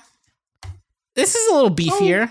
It's not horrible. Yeah, it ain't bad. It's tall. Looks tall. It is tall. I can't put it. Is that actually getting under the counters? It's not. That's the thing. It has to stay on the counter. Is it actually getting underneath the cabinets? Just barely. Okay, but it does. There's clearance, so you just carefully. Yeah, slide it in and out when I go to make my coffee. But you can't put beans in while it is back there. Okay. But yeah, it is the machine that is literally that is the only thing I use it for. And I do use it enough. I do use it enough, but it is still, only coffee. That's all that can go in there. This is where but I think this formula is just a little bit off, because I think what Paul's getting at is the paella pan's the perfect example, because it's good for cooking one thing basically. You can maybe make it do other things, but not really. There's you're better off doing a lot of stuff in the skillet than in a paella pan. But I think what he's getting at is a cherry pitter, right? You got one of those? Where it's when it's cherry season, yeah, man, you wish you had a cherry pitter.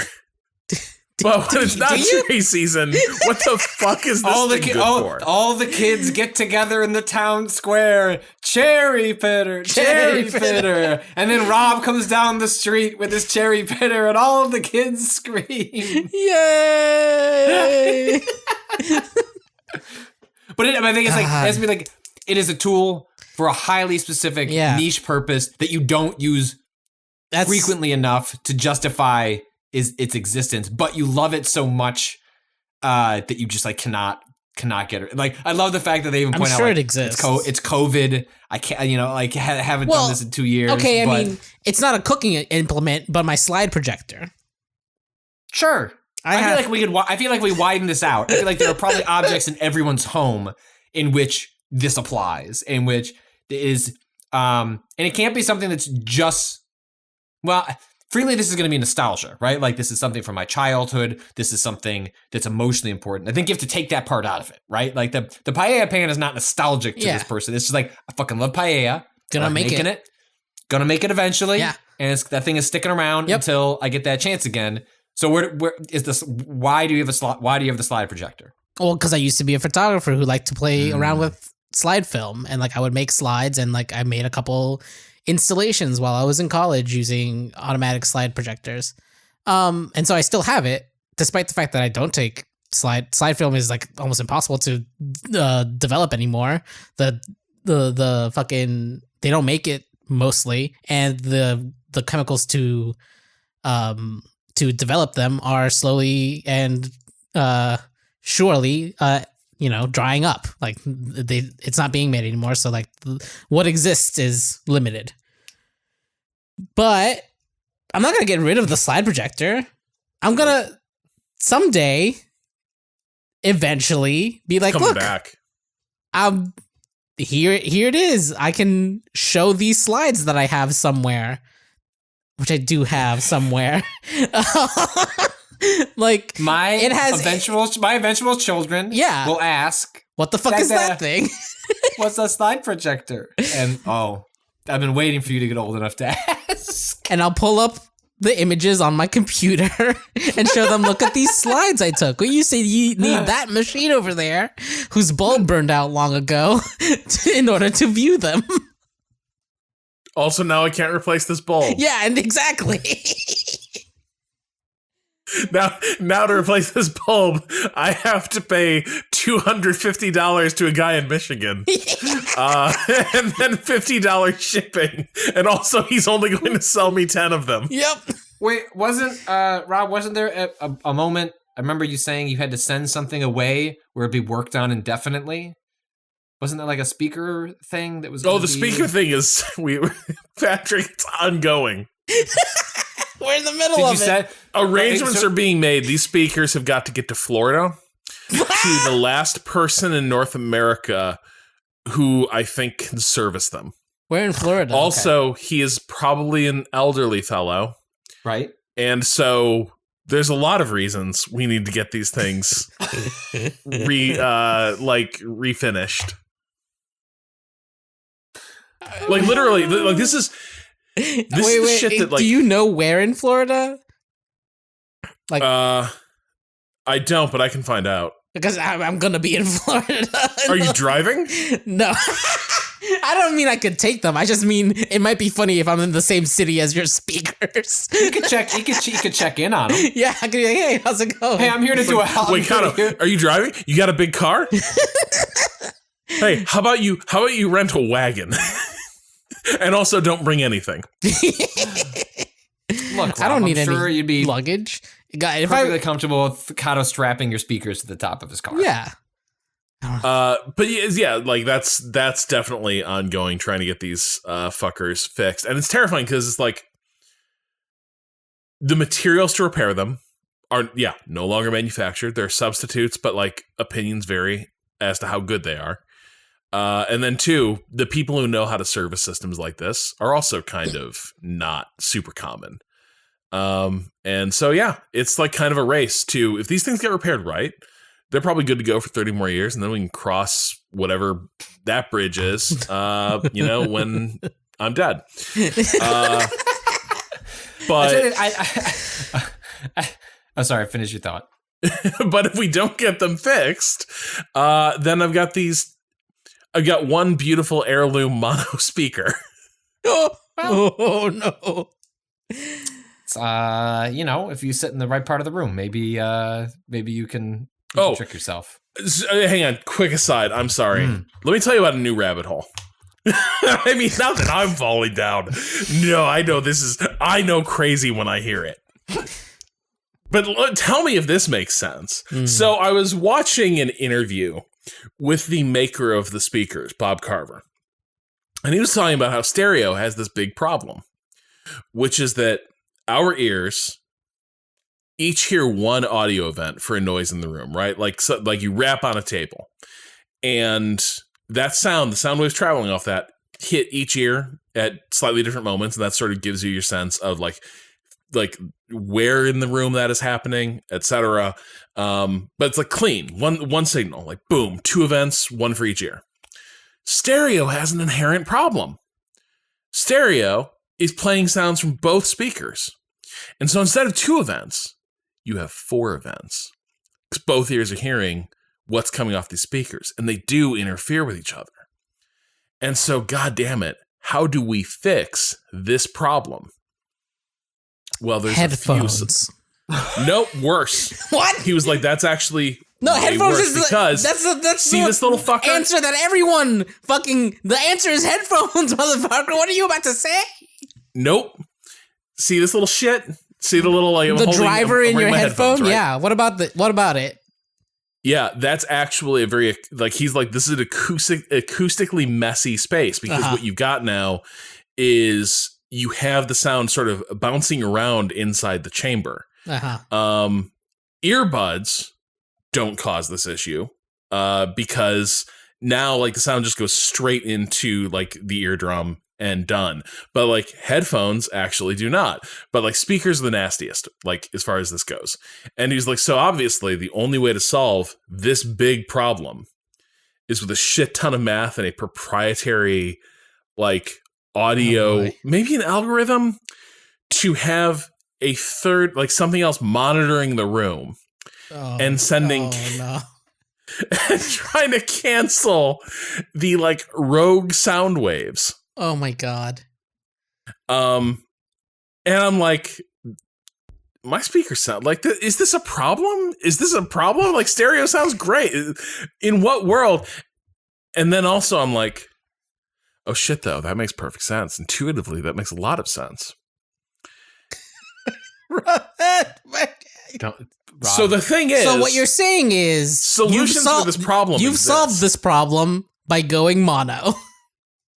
That is actually a school of thought. There are people who are like, mono got a bad rap. Mono was tremendous, and it should have stuck around because you were better off with a really good mono source than like a mediocre stereo source, and that's what ends up happening for the most part.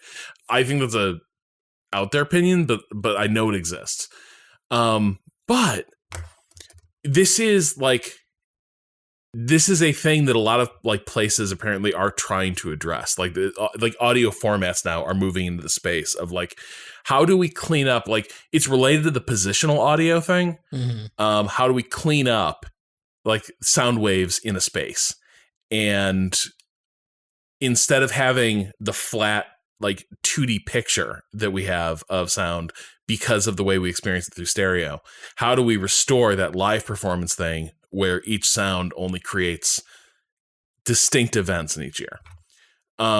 This is obviously a rabbit hole I have no interest in. I'm not going down it. I'm just reporting the news.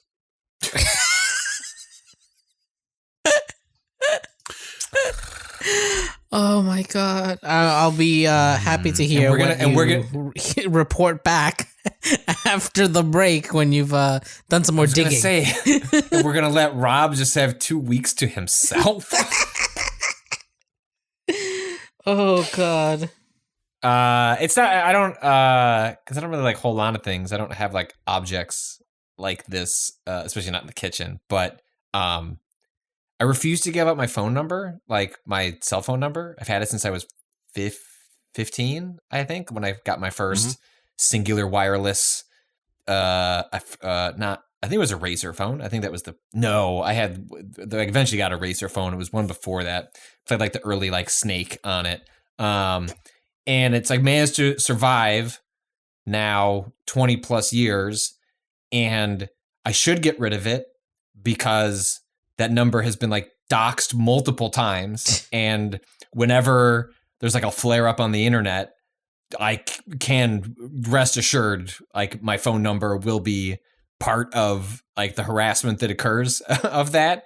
But I refuse to give in. Like the one time when it happened really bad, I just turned my phone off for like one of the forms of harassment was just we'll just call spam you, and so people weren't like leaving messages; they were just calling my phone and my wife's phone over and over and over again for like a 24-hour period. So we just turned our phones off and then it stopped. But the solution to that would be to get a new phone number that you haven't had for 20 plus years. But I won't. And I don't. And so I still have a phone. Now, granted, I did switch to. I refuse. What I did do was years back get a Signal number that is attached to a Google Voice number, and that is the number that I give out on like professionally, on everything. Like I fill out forms and stuff like that with that, trying to propagate that number around. But I still have that personal number, and I just is that the one you free leaked? So it got leaked before that. Okay. Like I made the that didn't help matters, but like one of the times it was a self dox, I guess, because there was a website for our wedding that I didn't take down at a certain point, and then people. Oh yeah, our wedding website was completely unsecured. Yeah. Which we not have. Like MK had a freak out. She was like, "Look." There's always the argument like security through obscurity, right? Mm-hmm. Like you'd have to be looking pretty hard to like find on this domain our wedding photos. But at the same time, if you got that link, if you just found your way there through their site, there we were, and there was a bunch of info. Yep. Here's our house. Yep. So that I believe that's what I ended up figuring out was like, how did they get my wife's phone number? It's like, oh. Yeah. She switched numbers. Not because of that. She had to switch them for different reasons. But but also she would have. Also she would have. She was like, I don't want to live this life. Like, who gives a shit about this number from a northwest suburbs of Chicago when we were teenagers. Yeah, that's the thing. I'm not giving up my 617 numbers. Do not know. Like, sorry, I'm from Boston. And I'm like, I'm deep in like the greater Boston area, but I'm like, fuck off. Like everything must be a 607. Don't give me that 978 shit. So here is the thing is all the stuff I have in the kitchen at least is eminently sensitive. Okay, wait. Okay. You were saying something about so maybe there's one earlier. thing. Maybe there's one thing. Oh, wow. What a concession. Because the cherry pitter is a good thing to have, and I don't regret it at all. However, I have this thing. It's like a garlic paper remover. Wait. You mean garlic paper? You mean the side of your fucking knife? No. You just put the fucking clove under it and you give it a quick smack and that's it. The paper's off. Yeah, but then you're smashing it. No, you're not. Not if you do it right. You have to show me your technique, Cado. It's very. Also, if you're mincing it anyways, then what does it matter? If it's a little smushed, just a little smushed. Well, it matters, and I'm not always mincing it. Okay. Sometimes we got whole cloves going in there. However, what we have, because this is, and by the way, I didn't buy this. This is an MK thing, but I respect it, and I think it does a good job mostly. However, it is a little, it's a rubber tube. Is it this? Basically, yes. What? What is this? So it's a little silicone, grippy tube that you put. Looks like a painful straw. You put the clove in. No, it's a garlic peeler. Thank you. You put the clove in, and then you sort of rub it back and forth. And a little bit of.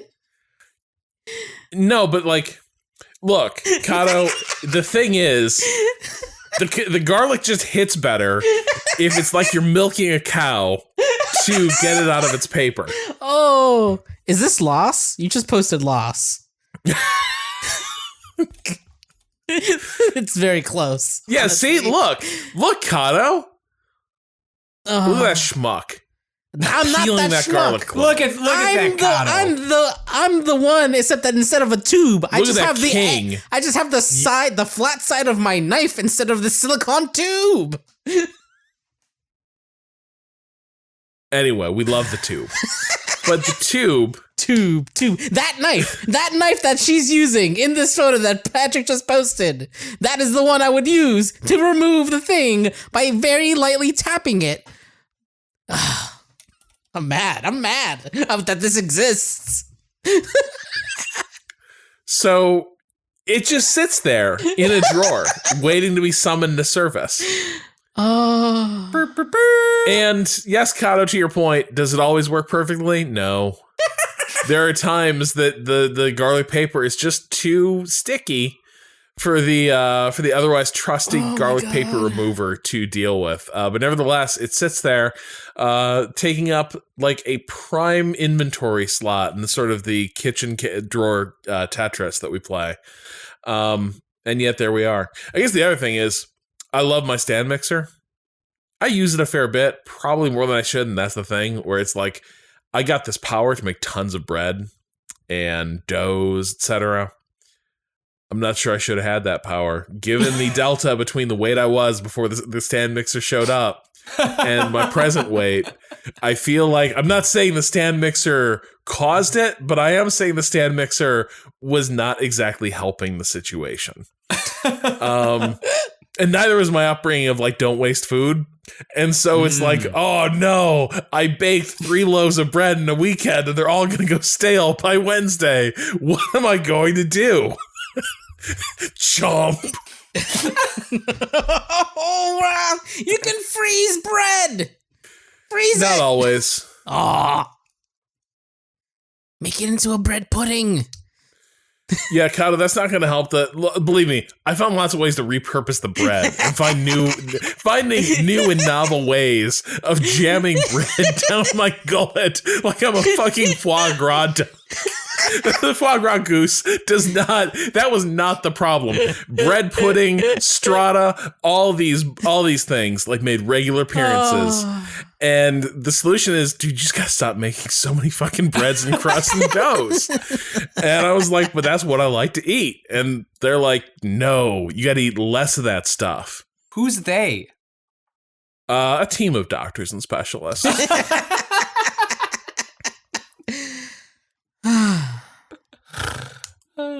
Well, that's going to do it. We're done. They also told me, you need to have a regular sleep schedule. And I was like, I have to beat Inscryption again. So, fuck off. Wait, did we hit your bedtime? How late did we end up going? Oh, no, we didn't hit my bedtime. But the problem there was I never ate at all during that day. And so we finished that stream. Oh, held on. I was on the Adderall, so it didn't even register until like late, where I was like, shit, I'm real hungry.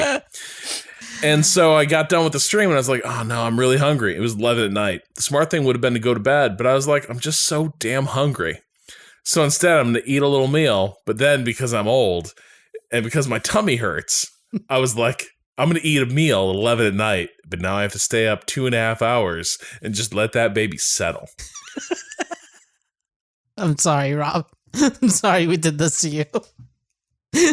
Oh, boy. Not any discomfort, but it's just like, oh shit, ate a meal. Now I've got energy. Yeah. Now I'm ready to look at Inscryption ARG notes. Did you watch that Maybe video? get some bread. It's like an hour-long video in there. No, I didn't. I'm gonna watch that soon. Anyway, you're right, Patrick. We should call it there. We should. Happy holidays. In whatever way you celebrate it, or don't. It's fine. Take time off, though. Get out of here. We're done. There's no more podcast. There's not. No, we have to record another one. We can act like this is the last one, but we have to record another one tomorrow. Oh yeah, no, I mean like I wish we inhabited the moment that people experiencing this podcast in. Right, like this, we're like, done. we hit this, we're like, yeah, like, hey, like, hold on. enjoy your holiday. We could just cancel, like, we're adults and we run the place. We could just not do it. just not do it. Cado, is your professionalism, is it balking at this? It is. Is it a breach of trust? It's a breach of trust. We said there was gonna be one. We did. There's also it's two more days, Rob. There's an Adam editing that's supposed to go out this week. I don't know. Well, I don't know who actually pays attention. I will discuss I will discuss the games again. We never talked about the key. Like, we have current things that we can like fucking catch up on. That's true. That's true. We got stuff we can get mad at. Yeah. There'll be stuff to talk about tomorrow. Thinking I can get caught up on Halo by tomorrow? Yeah. Yeah, I think if you start now. All right. I'll start Halo Wars and let you know how it goes. Hey, what? Wasn't it Halo Wars 2? Oh, you meant caught up as in caught up on the franchise. Oh, yeah. No, how could I? You think I'm going to crack the seal on Halo 5? No. I started Halo 5 and almost immediately was like, huh. I should play Halo 1. Oh, no. Oh, wait, I forget. We had Halo 5. I mean, Halo Infinite. Sorry. Yeah, Apologies. That one. I forget which Halo we're on. Halo 5 Guardians, please. I think that's what that one was called. You can Guardians were also the name of the short-lived Marvel tie-in hockey mascots that Stan Lee oversaw for the NHL. Never forget the Guardians project. What? I'm sure they'll be reminiscing about the Guardians right after they finish tweeting out those Stan Lee NFTs from his official account. What? Now, granted, Stan Lee got involved in a lot of like the Guardian project. Yeah, that's I mean, yeah. Is it gross to see from beyond the grave his official account tweeting about NFTs? Yes, but also Stan Lee was a man that liked to cash a check. And so are the makers of Stalker. Just FYI. People keep messaging me like, hey, have you heard about the Stalker NFTs? This is you're burning pod for tomorrow. Come on. All right, end it, Patrick. All right. Well, you can send in future questions at gamingadvice.com with the subject question. We'll do more questions after the new year. Oh, I gotta scroll all the way. Where is even the just Command F I'm sorry. outro. I know what Command F outro. He needs the closer. Yeah. All right, Rob. All right, that's a wrap on 2021 for Waypoint Radio. If you want more Waypoint, you can follow us at Waypoint on Facebook and YouTube, Waypoint Vice. You can follow me on Twitter at Rob Zachney. Patrick, where can people find you? Over at Patrick Klepek. Cado. At _Cado_appears. For our Waypoint Plus listeners, keep an eye out early next year for the Matrix Resurrections podcast that we're going to hit up. You can also, if you haven't checked it out, you can also listen to us discuss the Matrix movies. And of course, Alex Navarro and Dia Lucina and I recently revisited Miami Vice, the TV show, not the Michael Mann movie. Is it good? Is it good? Did you enjoy Revisit? I did actually. Okay. I think Alex might have been highest on it of all of us, which was interesting. But I think we all came to a real appreciation for both the ways in which it was of its time and the ways in which it was, if not quite ahead of its time, pointing toward things that would descend from it. So if that all sounds good, or if you just want more Waypoint, you can go to waypointplus.com and subscribe. Also, there is that sale going on. Patrick, hit us with those deets one more time. Those deets are... Hey, everyone. We're running a sale on subscriptions to Waypoint Plus. You can get 25% off an annual subscription to the end of the year with a coupon code WAYLASTMINUTE. If you're looking for a last-minute gift, give the gift of Waypoint. You can choose a day for your subscription to be delivered to the recipient. Don't have to ruin that surprise. Or you can just buy one for yourself. Visit vice.com/Waypoint. Use the code WAYLASTMINUTE. So I think that will run through the end of the year. Yeah, I don't know the exact through the 31st should be. 31st. All right, Cado, you can edit that together like Patrick caught that pass instead of getting alligator arms as it came toward him. Wow. Just looking at that DB coming across the field. I don't want to catch this. I understand, Patrick. It's a hard job. That's why I got to do it. Our theme music is by Bowen. The Dragons Miss You off the EP Pale Machine. Learn more at waypoint.zone/BOEN. That's us calling time on 2021. We'll talk to you again next year. Until then, fuck capitalism. Go home. Stay safe. Happy holidays.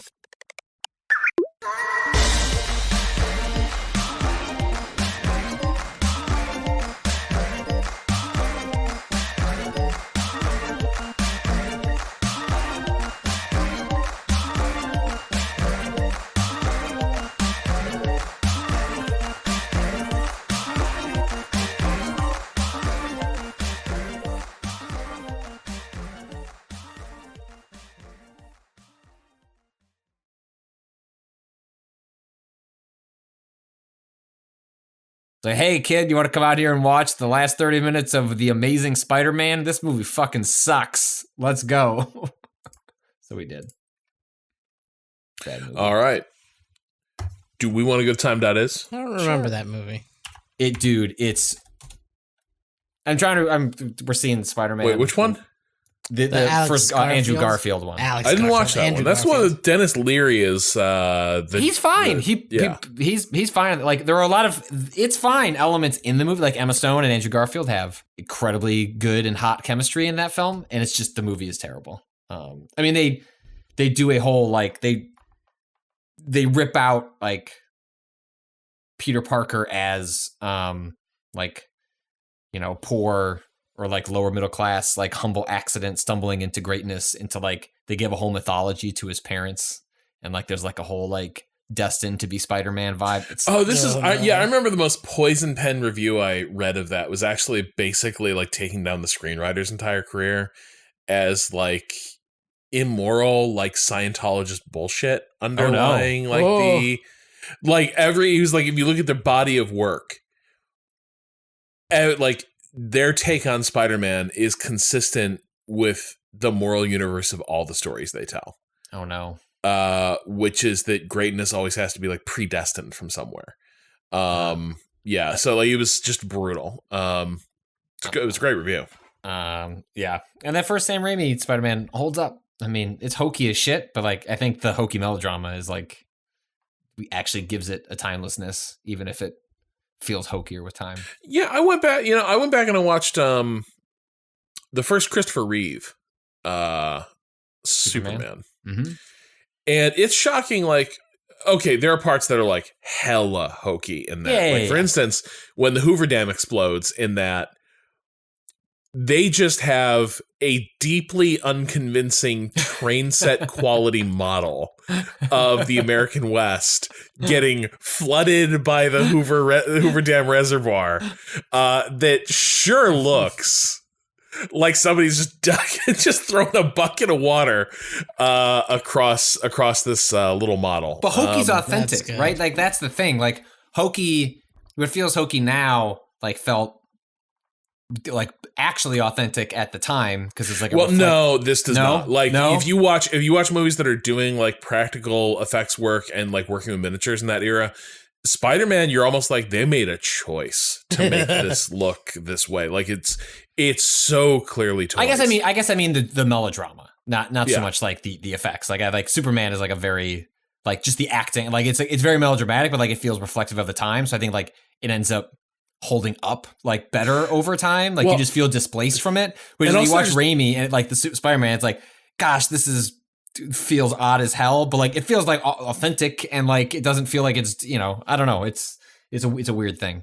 They're also just very that first Christopher Reeve movie. The other thing I'll say is movies from that, they're willing to have fun with it in a way superhero movies just don't now. Yeah. There is a conversation in that movie between Lois and Superman on her rooftop that is so flirtatious and cute and horny as hell, but in like sort of a witty way. It's terrific. And it's like you just wouldn't get a scene like that. You wouldn't even allow like a 11-minute scene of two characters flirting and nothing else really happening. I don't think I've seen any of those movies. I think they're all on HBO right now. It's worth revisiting. I think it has its holiday charms. list. All right. Yeah. Should we clap? Yeah. Shall we go on 12? Oh no, I don't have it. Shit. Shall we go? Hold on, I gotta pull it up. Topic. As I was closing my tabs, I Wow. closed it. All right, go ahead. All right, 20. Galactic Wait. Tick Day. Sorry, Galact- what's today? Galactic Tick Day? I don't like that. A celebration of progress around the Milky Way. Oh, well, that's disappointing. What? It's like a space thing. It celebrates the movement of the solar system around the Milky Way. You know, in olden times, they'd build a fucking henge for something like this. Regular interval of 1.7361 years. I'm sorry. If you truly celebrate this day, you're going to build a stepped pyramid toward the heavens from which we can observe the cosmos. The interval is derived from 1 centi-arcsecond of a galactic year, which is the solar system's roughly 225 million year round trip around the galactic center. It's slow, but also fast. Damn, it's slow. All right. All right, let's start.